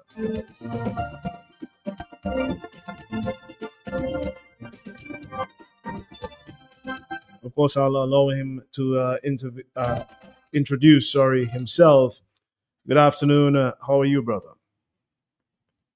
Hi, Richie. Can you hear me properly? Yes, loud and clear. Can you introduce yourself to the listening public? Well, Richie, in terms of your request, I should be no stranger to the Dominican public, but with technology like radio, then it goes global. So for those who don't know, my name is Loftus Dira out of the Commonwealth of Dominica, one who speaks his mind based on how he sees it as to where the facts are related. Loftus, let me just say we appreciate you coming on board, taking the time out from your busy schedule. I'm sure this development shocked you as it did me. And again, the education minister gave her initial remarks. I want to read it. I'm not sure if you heard me read it earlier on, but just for context, I would like to read it to you now and to our listeners again. The education minister acknowledged that on June 16, 2025, a concrete roof collapsed at the construction site of the new Dominica Grammar School. And fortunately, she says, there were no injuries reported and the construction area is secured currently, ensuring no danger to students or staff. Octavia Alfred, who is the education minister, emphasized that students and staff do not have access to the construction site, allowing regular classes and activities to continue. I guess that's her way of saying you can continue as normal, as no one was affected. She says the Ministry of Education is currently in discussions with the contractor to assess the situation, I guess find out the cause and go back to the drawing board, reaffirming that the safety of the school community is her ministry's top priority. Loftus Durant, you've been on major projects, small, medium, and large scale. Watching the view, especially the aerial shot we got, and I think that was done. We have to give credit to my colleague there, Gavin Richards, for that. When you saw that aerial shot, what came to mind in terms of this collapsed structure? All right, Richie, let me again say good afternoon to you, and thanks for having me on and your many listeners here and abroad. Richie, just before I go to the aerial shot that basically went viral yesterday, in terms of commenting on the situation itself, let me just start by saying that, in my opinion, the situation was a very unfortunate situation that happened at the constructing wing of the Dominica Grammar School. That is, by the way, my old alma mater. So yeah, it is very dear to my heart. I can imagine, yeah. Yeah. Fortunately, there was no loss of lives in terms of the workers there. Fortunately as well, or more fortunately, there was no loss of lives in terms of any students or teachers or anybody else who may be in or around the premises of that wing of the Dominica Grammar School at that time when basically the roof thereof collapsed. Yeah, so again, I just want to, give thanks to the Almighty for having his eyes on Dominicans as it were in that regard. As a matter of fact, someone and I was having a discussion this morning, and I jokingly tell them, something, God must be a Dominican. Yeah. Because a lot of things that's supposed to be happening for the bad in Dominica turns out sometimes to be good. So some divine intervention there, Loftus. Very well indeed. But we must not take that for granted. And so we're supposed to put things in place as a people in order to safeguard to protect ourselves to the best of our ability. Let me just start, Richie, by telling you an experience that I had, and I called a number of times, at least 3 times on Q95, that station, and echoed such sentiments. And I think sometimes when people in Dominica, like myself and others, who speak fun on behalf of the country, our utterances go on deaf ears. And it is only when things like that, very unfortunate situations like that happen, then some of us eyes are opened, as it were.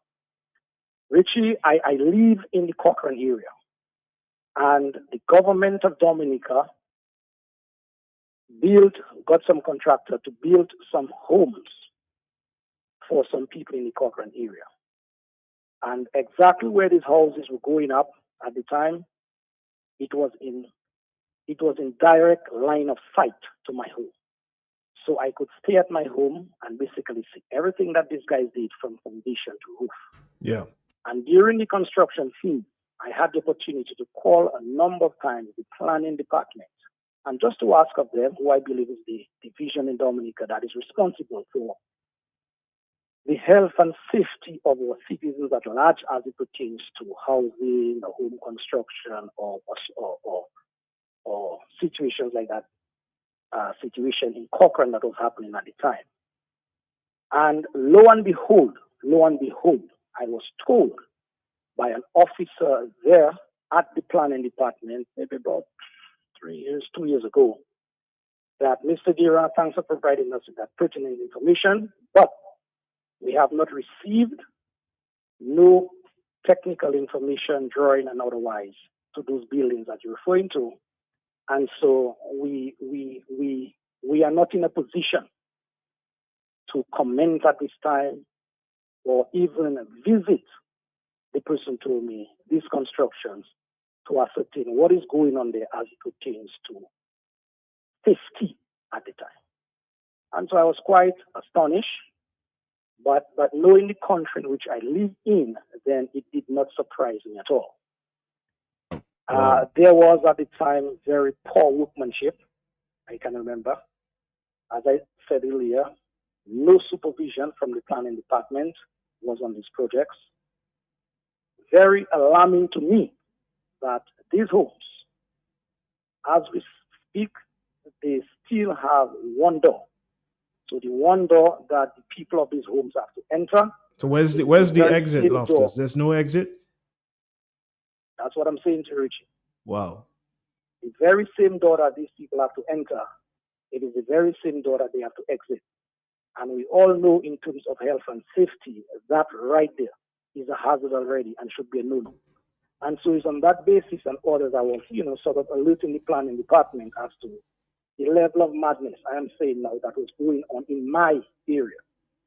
Just looking out for the safety of my fellow villagers in that area.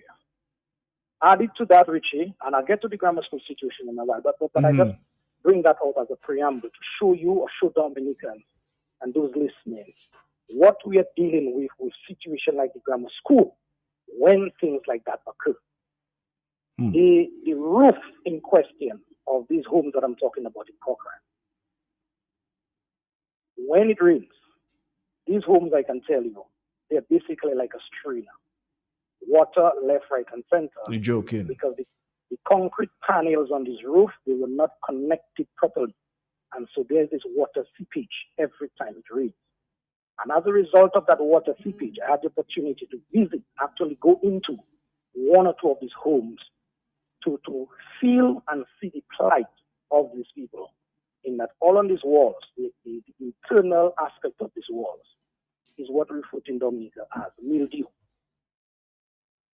And so I had the opportunity to also be shown at least one of the occupants of this home, the effects of the mildew that they have been subjected to as it relates to the living in that type of damp mildew situation, sleeping up and getting up every morning.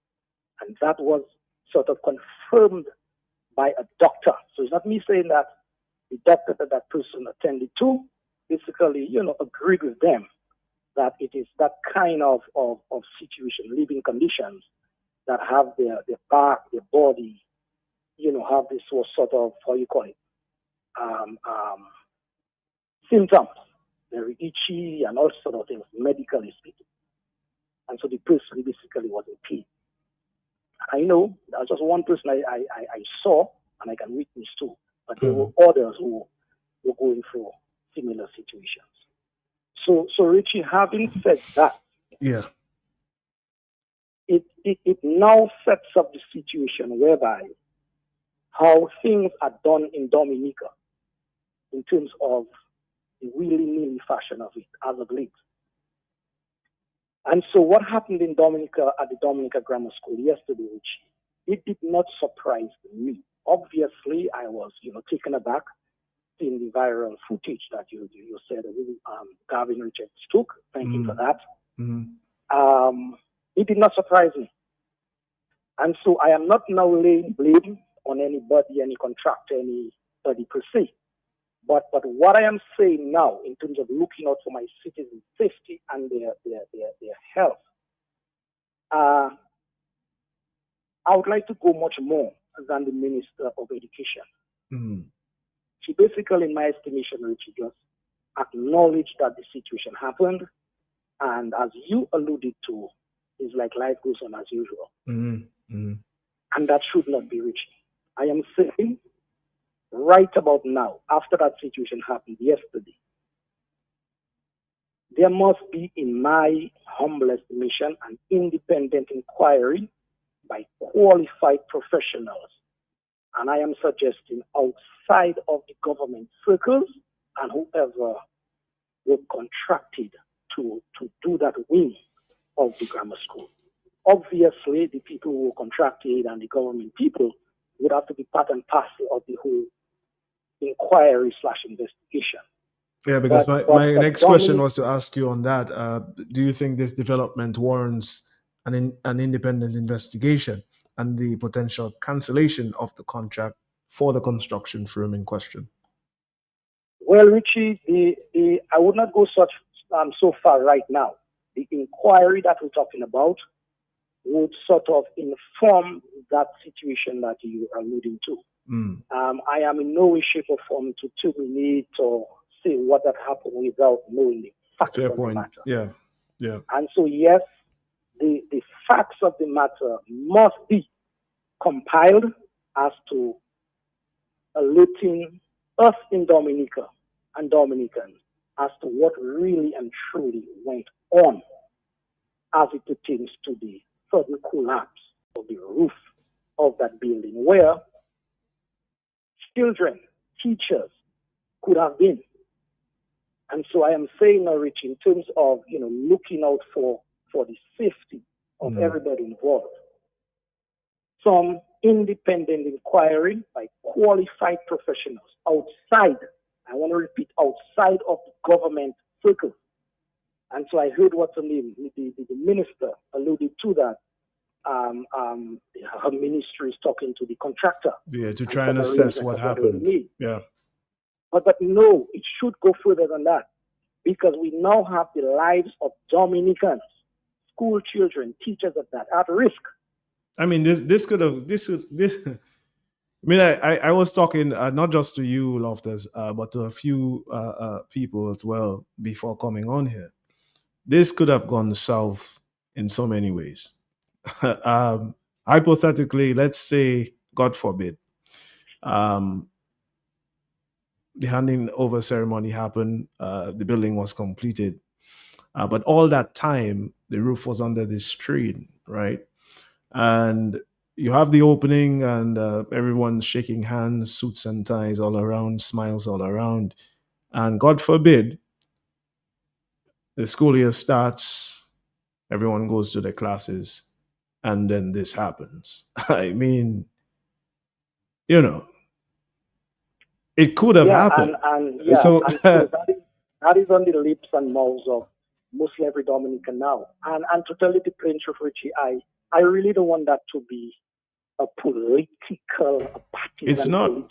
conversation. It's not. It should not be. And when I went around the country today, I heard some conversations around, and I decided not to take part in this conversation, because where the conversations are going by some people, it is sort of, the partisan line. Yeah, this is not a political issue. This is safety. This is about safety and doing the work properly.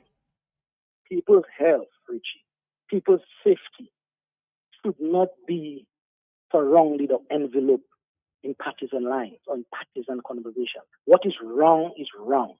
What is right is right. And so I think that is where some of us have gotten it all wrong as to saying what is wrong when it is wrong and attempting to address it so that situations like that does not reoccur in the future.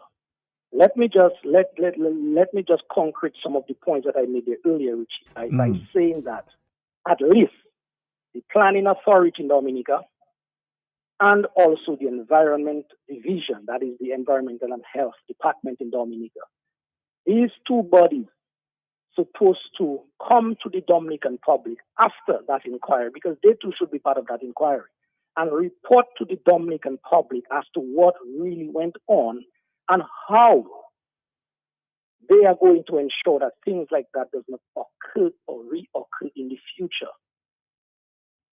And so a lot of us sometimes we like to pick on America. Yeah. And so let me just give you now, for those people who like to go there, there's a department in America called OSHA, that is OSHA, that is the Occupational Safety and Health Administration. Yeah. It is a regulatory body in the United States in the Department of Labor. It says here, basically, I'm reading now just for context. It says its mission, that is OSHA, it is to ensure safe and healthy working conditions for employees by setting and enforcing standards and by providing training, outreach, education, and assistance. And just to go down a little further to reiterate a point that I'm making, it says here, one of the responsibilities of OSHA, it is to conduct inspection, identify workplaces who are not in compliance with safety standards, and ensures that they take up corrective action. And so on that basis, we're in America now, we're talking about the 1970 Act of America. Who is the body in Dominica, Richie, that's supposed to be acting as our OSHA in Dominica? Well, that's the thing, and I was just about to get to that. Listen, the planning division here in Dominica, they have broad powers, related to land use and development. For example, this can include um, um, creating and implementing policies for proper land use, managing or developing control where they approve or reject, right? Building and development applications, right? So they don't just formulate policies; they actually have the power to go. Also, when you mentioned that you spoke to the official at planning and they gave you this explanation, saying that basically they can't come out to check, I don't think that's accurate because the law is giving them permission to use whatever means necessary to come to a conclusion where they can approve or reject whatever project is being undertaken in Dominica, as far as construction is concerned and land use is concerned. So I'm not sure if that's entirely accurate. Planning would be our OSHA. Richie, I agree with you 110%. But at the end of the day, the point I was making before is that it is to open the Dominican eyes as to how things are conducted in Dominica, the Dominica that we're living in. If the planning department is one organization in Dominica that's supposed to be, as you said, rightly so, our occupational safety and health administration in Dominica, and that body does not have any drawings, any information, any letter, no document as it pertains to a construction or development happening in the country. What does that say about the country now? That is the question. That's a good question. What does that say about the governance of the country? And so it's on that premise, the person told yours truly that we come in, it's of very little significance because there's nothing to go by.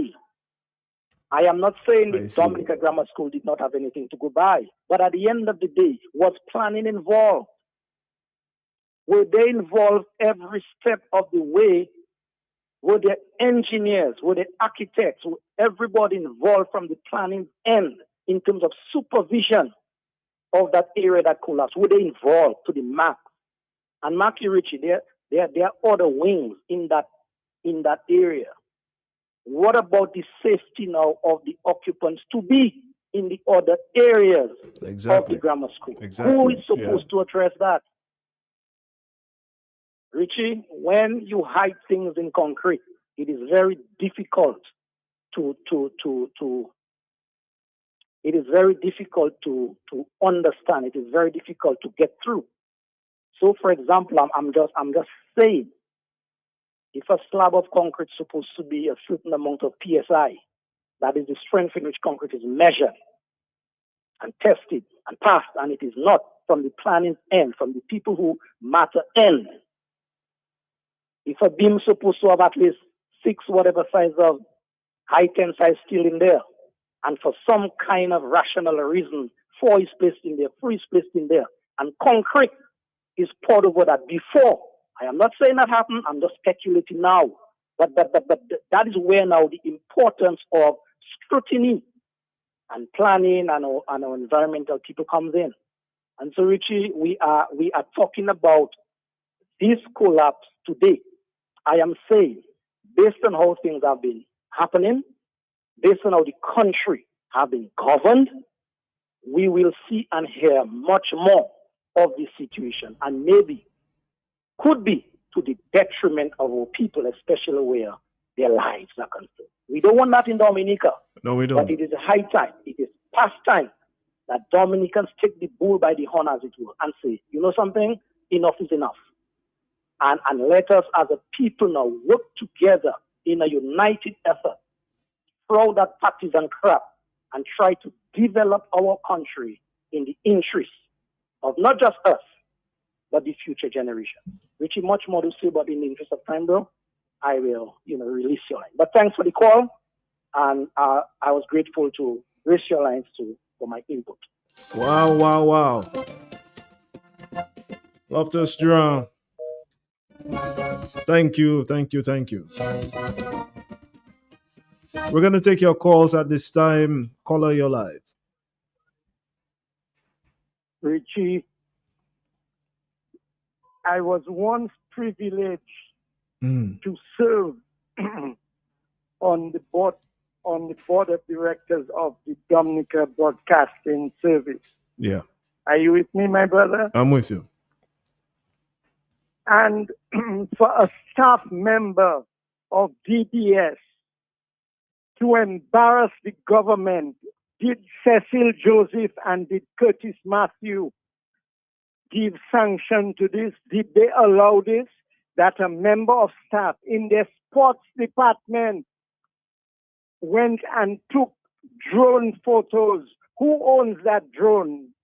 And sent it out to MO News, and that went all over the world on Facebook to embarrass the Minister of Education, the Minister of Information, before sending that footage to the Minister of Information for permission to send that out.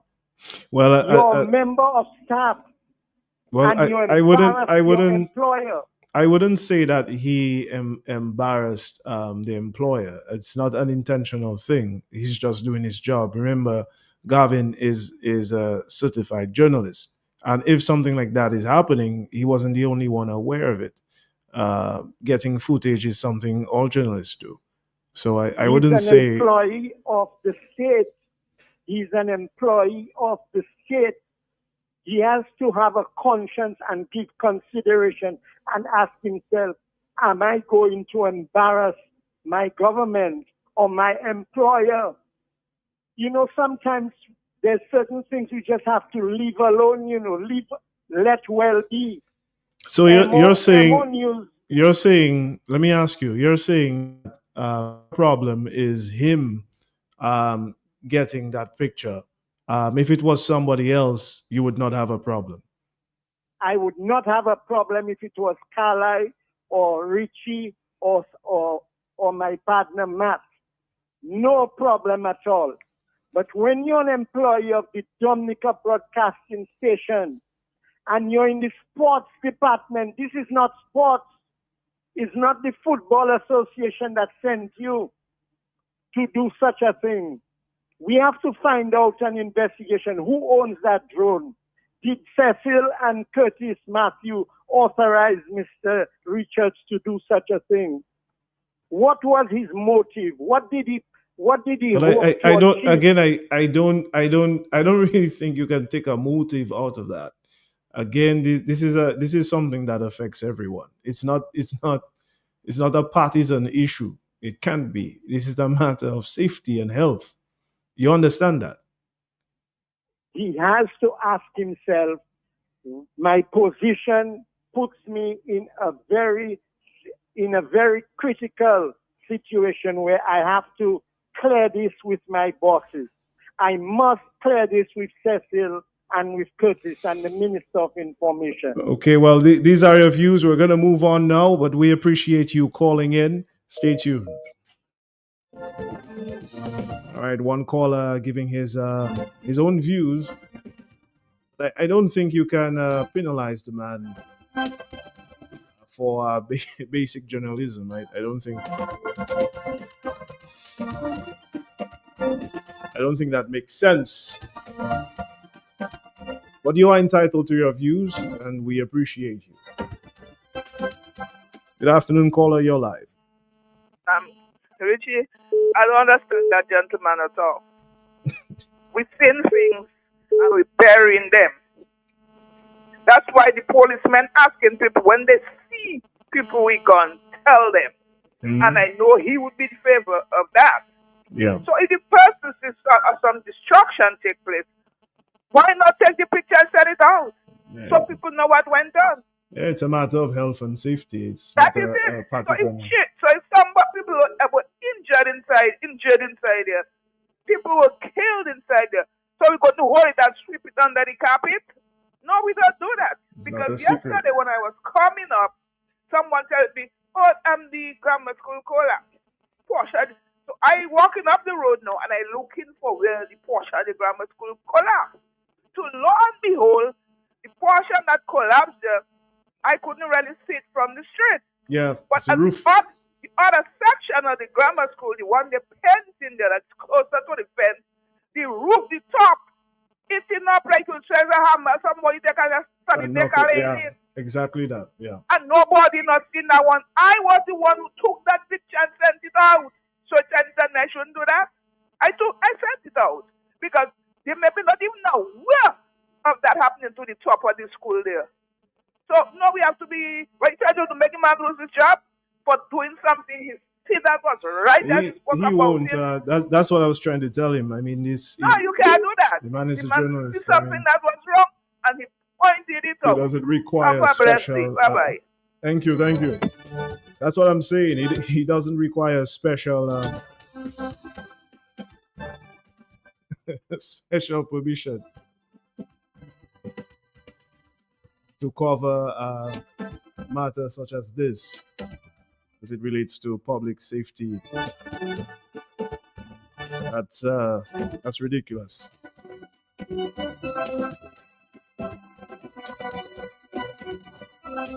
Good afternoon, caller. You're live. Hey, blessings, Richie. What's up? Blessings, bro. I'm good. How are you? Blessings. Cool. Matt, when you had the lady there, I wanted to call because, but then I realized, she was, I did doing my painting, doing my thing, so maybe did not check the whole schedule. Okay. Because having to do with, you had our good friend, Mr. Stevenson, having to do with investment and government giving votes and all of that. And somebody talk about marketing, and he said that's a private sector issue. I really wanted to ask her because to me it sounded a little ridiculous and irresponsible. But anyway, that is what Under the Bridge is, not there to elaborate, realizing you were talking about investment and all of that. But let us deal with the issue, Richie, and the world over. That is the level of diplomatic lie, if I may use that term, diplomatic lies at the expense of the lives of people, Richie. Because all of a sudden, that's not the formality or the format or the protocol in which things are supposed to be done. And then, guess what? People die, Richie.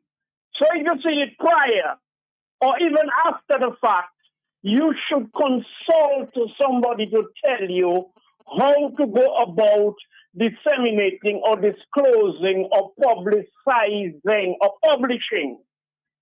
Are you following my argument, Richie? Yes. So that is where the people are always getting the nasty end of the stick, where governance is concerned on a global scale, because they're lying through the teeth about wars, about disasters, about the economy, about politics, about victimization. These people lie. No wonder in Gaza they have 200 and how much? 20-something journalists in less than 2 years, Richie. Dead, assassinated, not dead, assassinated. Check World War I and World War II. Never, two of them together having got that magnitude. So I'm just saying, it could be on impulse, it could be on the man's duty as a journalist, responsibility, rather than trying to cause any mischief or trying to embarrass anybody. So let us allow sometimes sleeping dogs to lie, because the dogs we're supposed to fumigate because they're filled with fleas. They're lying, they're sleeping, they're lying, they're telling lies and all things. Let the brother be. Let the brother be. Thanks, Richie. Thank you, Blessings, for your contribution.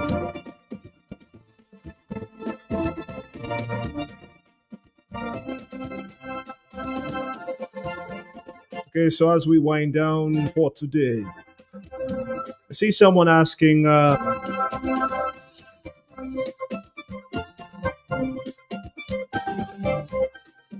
they're saying that yesterday the St. Vincent Times reported that there was an earthquake in Dominica, and Sarah Abraham is asking if we felt anything. Well, Sarah, I can tell you that there was an earthquake, actually a magnitude 3.6. Just to keep things simple, I can tell you it was 81 kilometers away from our city and 88 kilometers near Pointe-à-Pitre in Guadeloupe.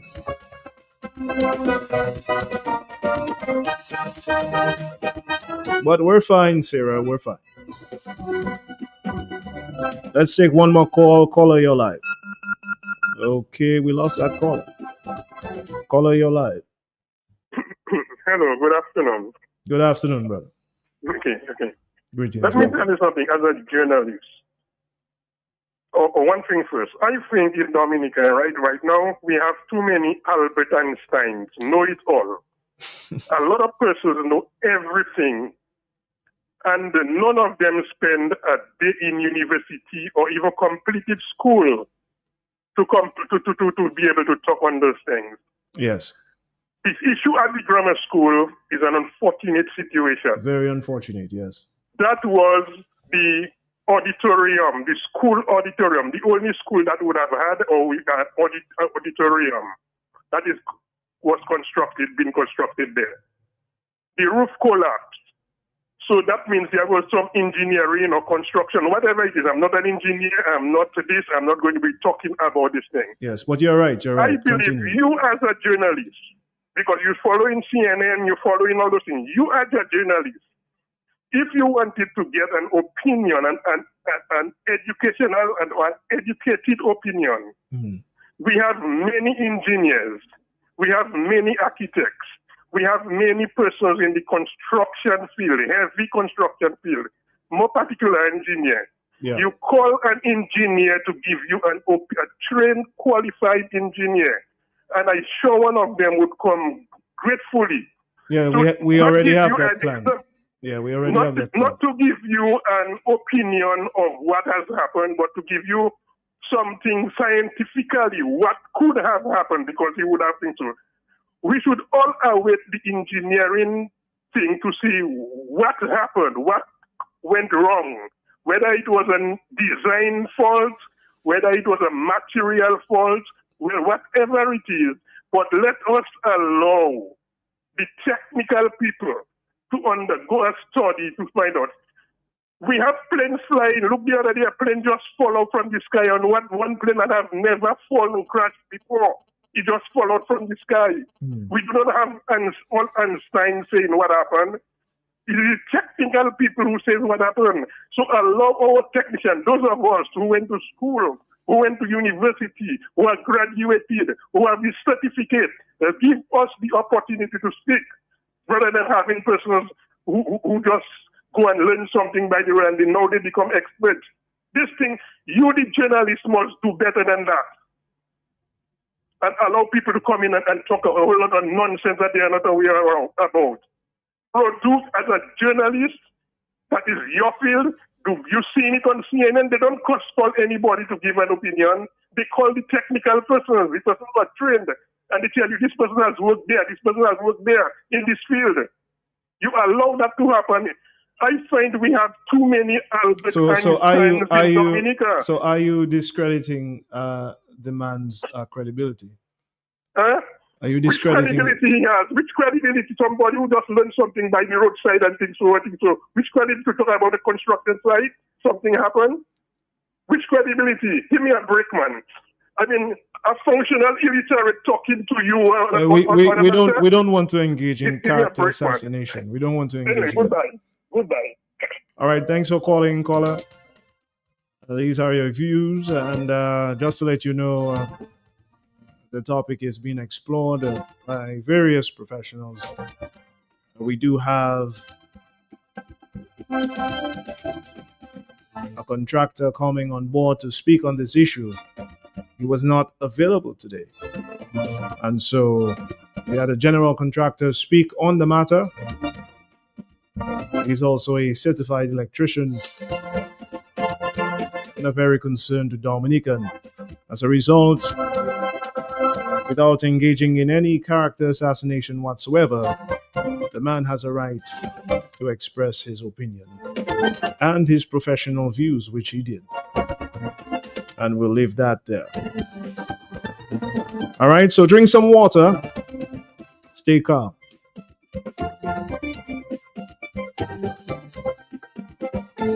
Our last caller this afternoon. Good afternoon. Good afternoon, sir. How are you? I do not know you, but I get very offended.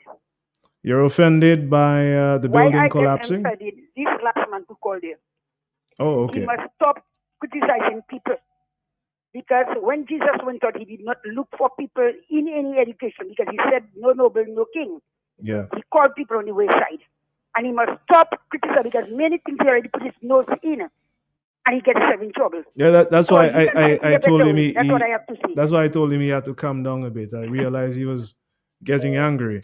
Well, thank you for your remarks. And while we appreciate the Ministry of Education, and we did, in all fairness, read out the minister's statement, Minister Octavia Alfred, I don't think it's right to tell people to not speak on a matter so important.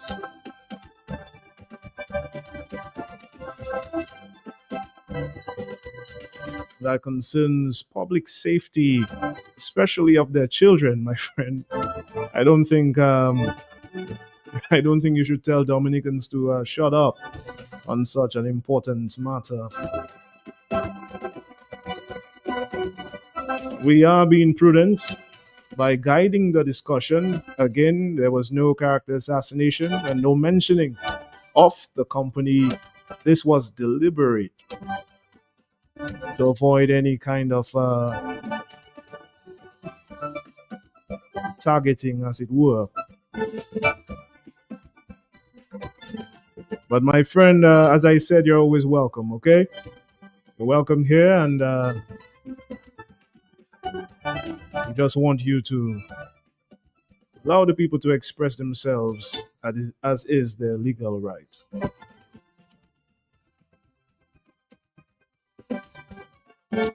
One more call. Good afternoon. Good afternoon, Ricky. Yes, good Ricky, afternoon. what Peter Caron said about Gavin Richards, that is sweeping rubbish under the carpet, you know. I don't know why he had to come up with that. I mean, he opened our eyes, he make us see what had happening. He shouldn't be talking bad about Gavin Richards like that and saying it's festival and then, you know. That is rubbish. Sweeping the rubbish under the carpet. The man had to do what he had to do. He's a journalist. I can understand some people. Peter would happy if that was he that do that. And they talk bad about him like that. Tell Peter Caron, go and drink some water and come better than that for me, please. Have a blessed day. Have a good day. Okay, so brother, you've been advised by your fellow Dominican to drink some water and let the man do his work, eh? Dominica, that's it for me.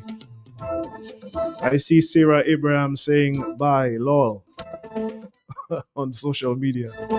Goodbye, Sarah. It was a pleasure having you. Jerry, you take care. Thank you all for tuning in. I'm sorry I can't take more calls. Tomorrow, we'll be back, God's willing. This is Q95 FM. You guys stay safe out there. Look out for each other. Let's build our country, yeah? This is Richie Farrell saying goodbye for now.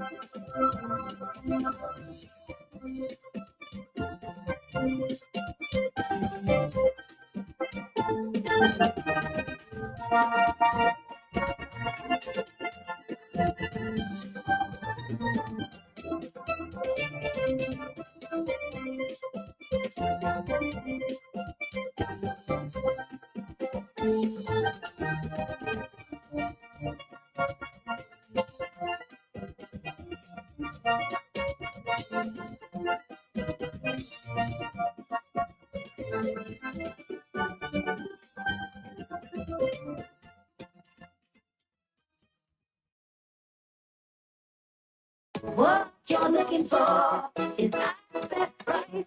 What you're looking for is not the right. Best price, best price. Everything is nice. And oh, you will love the price. Convenient and easy. Make shopping breezy. The luxury of everything in one supermarket located on the riverbank with parking. Best Price open daily all week with home store decor for every room, pharmacy for all prescriptions and over-the-counter medications, supermarket for all your grocery items, fresh produce and frozen. What you're looking for is all at Best Price. You're looking for is not where you are. When you want the leg, you do shop at SCS. Better than the rest. Go shop at SCS. And they all compare. Shop at SCS. You get more for what they say. Shop at SCS. Shop at SCS. Yeah, shop at SCS. Shop at SCS. What they say. Shop at SCS. SCS family, customer friendly. With free locations, it's so convenient. And our prices there.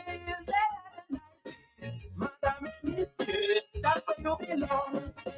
Oh, tell your mama, tell your papa, shop at SCS. Tell your son and your daughter, shop at SCS. Auntie, nan, and cousin, friend, hope and power, all of them. Grandma, grandpa, couple, neighbor, girlfriend, boyfriend, side. What? Shop at SCS. Shop at SCS. Oh, yeah. Shop at SCS. Shop at SCS. Check us out at Pottersville, High Street, and downtown Rose.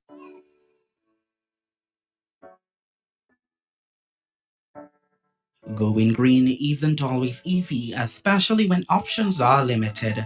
But at ESA Trading Limited, we're changing that just for you. We're proud to offer sustainable solutions that help you make a real impact, one small step at a time. Say goodbye to styrofoam and hello to our compostable clamshells, trays, and baggers products, the perfect eco-friendly upgrade for your takeout packaging. Because great food deserves a great container, and ours are sturdy, stylish, and earth-friendly.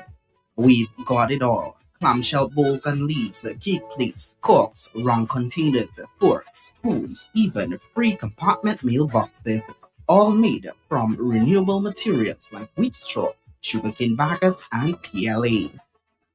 Our compostable containers break down in commercial composting facilities, helping reduce waste while keeping your food fresh and your conscience clear. Join the movement. Make the switch. Visit us today at Kennedy Avenue and the Bayfront for all your biodegradable packaging needs. At ESA Trading Limited, we're making a difference for you and the planet.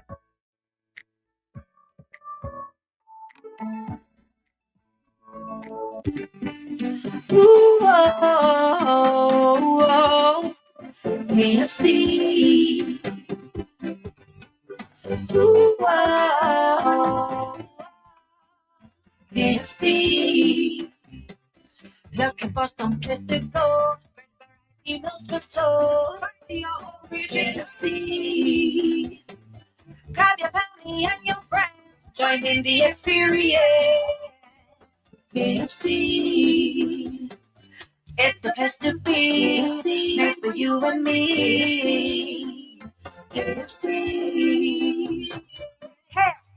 It's finger licking good. Somebody who creole like baby creole.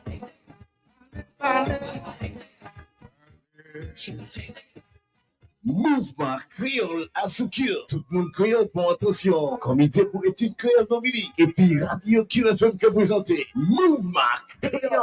Tous les mardis soirs entre 6 et après-midi. Information, blague, interview, l'histoire, problème, discussion.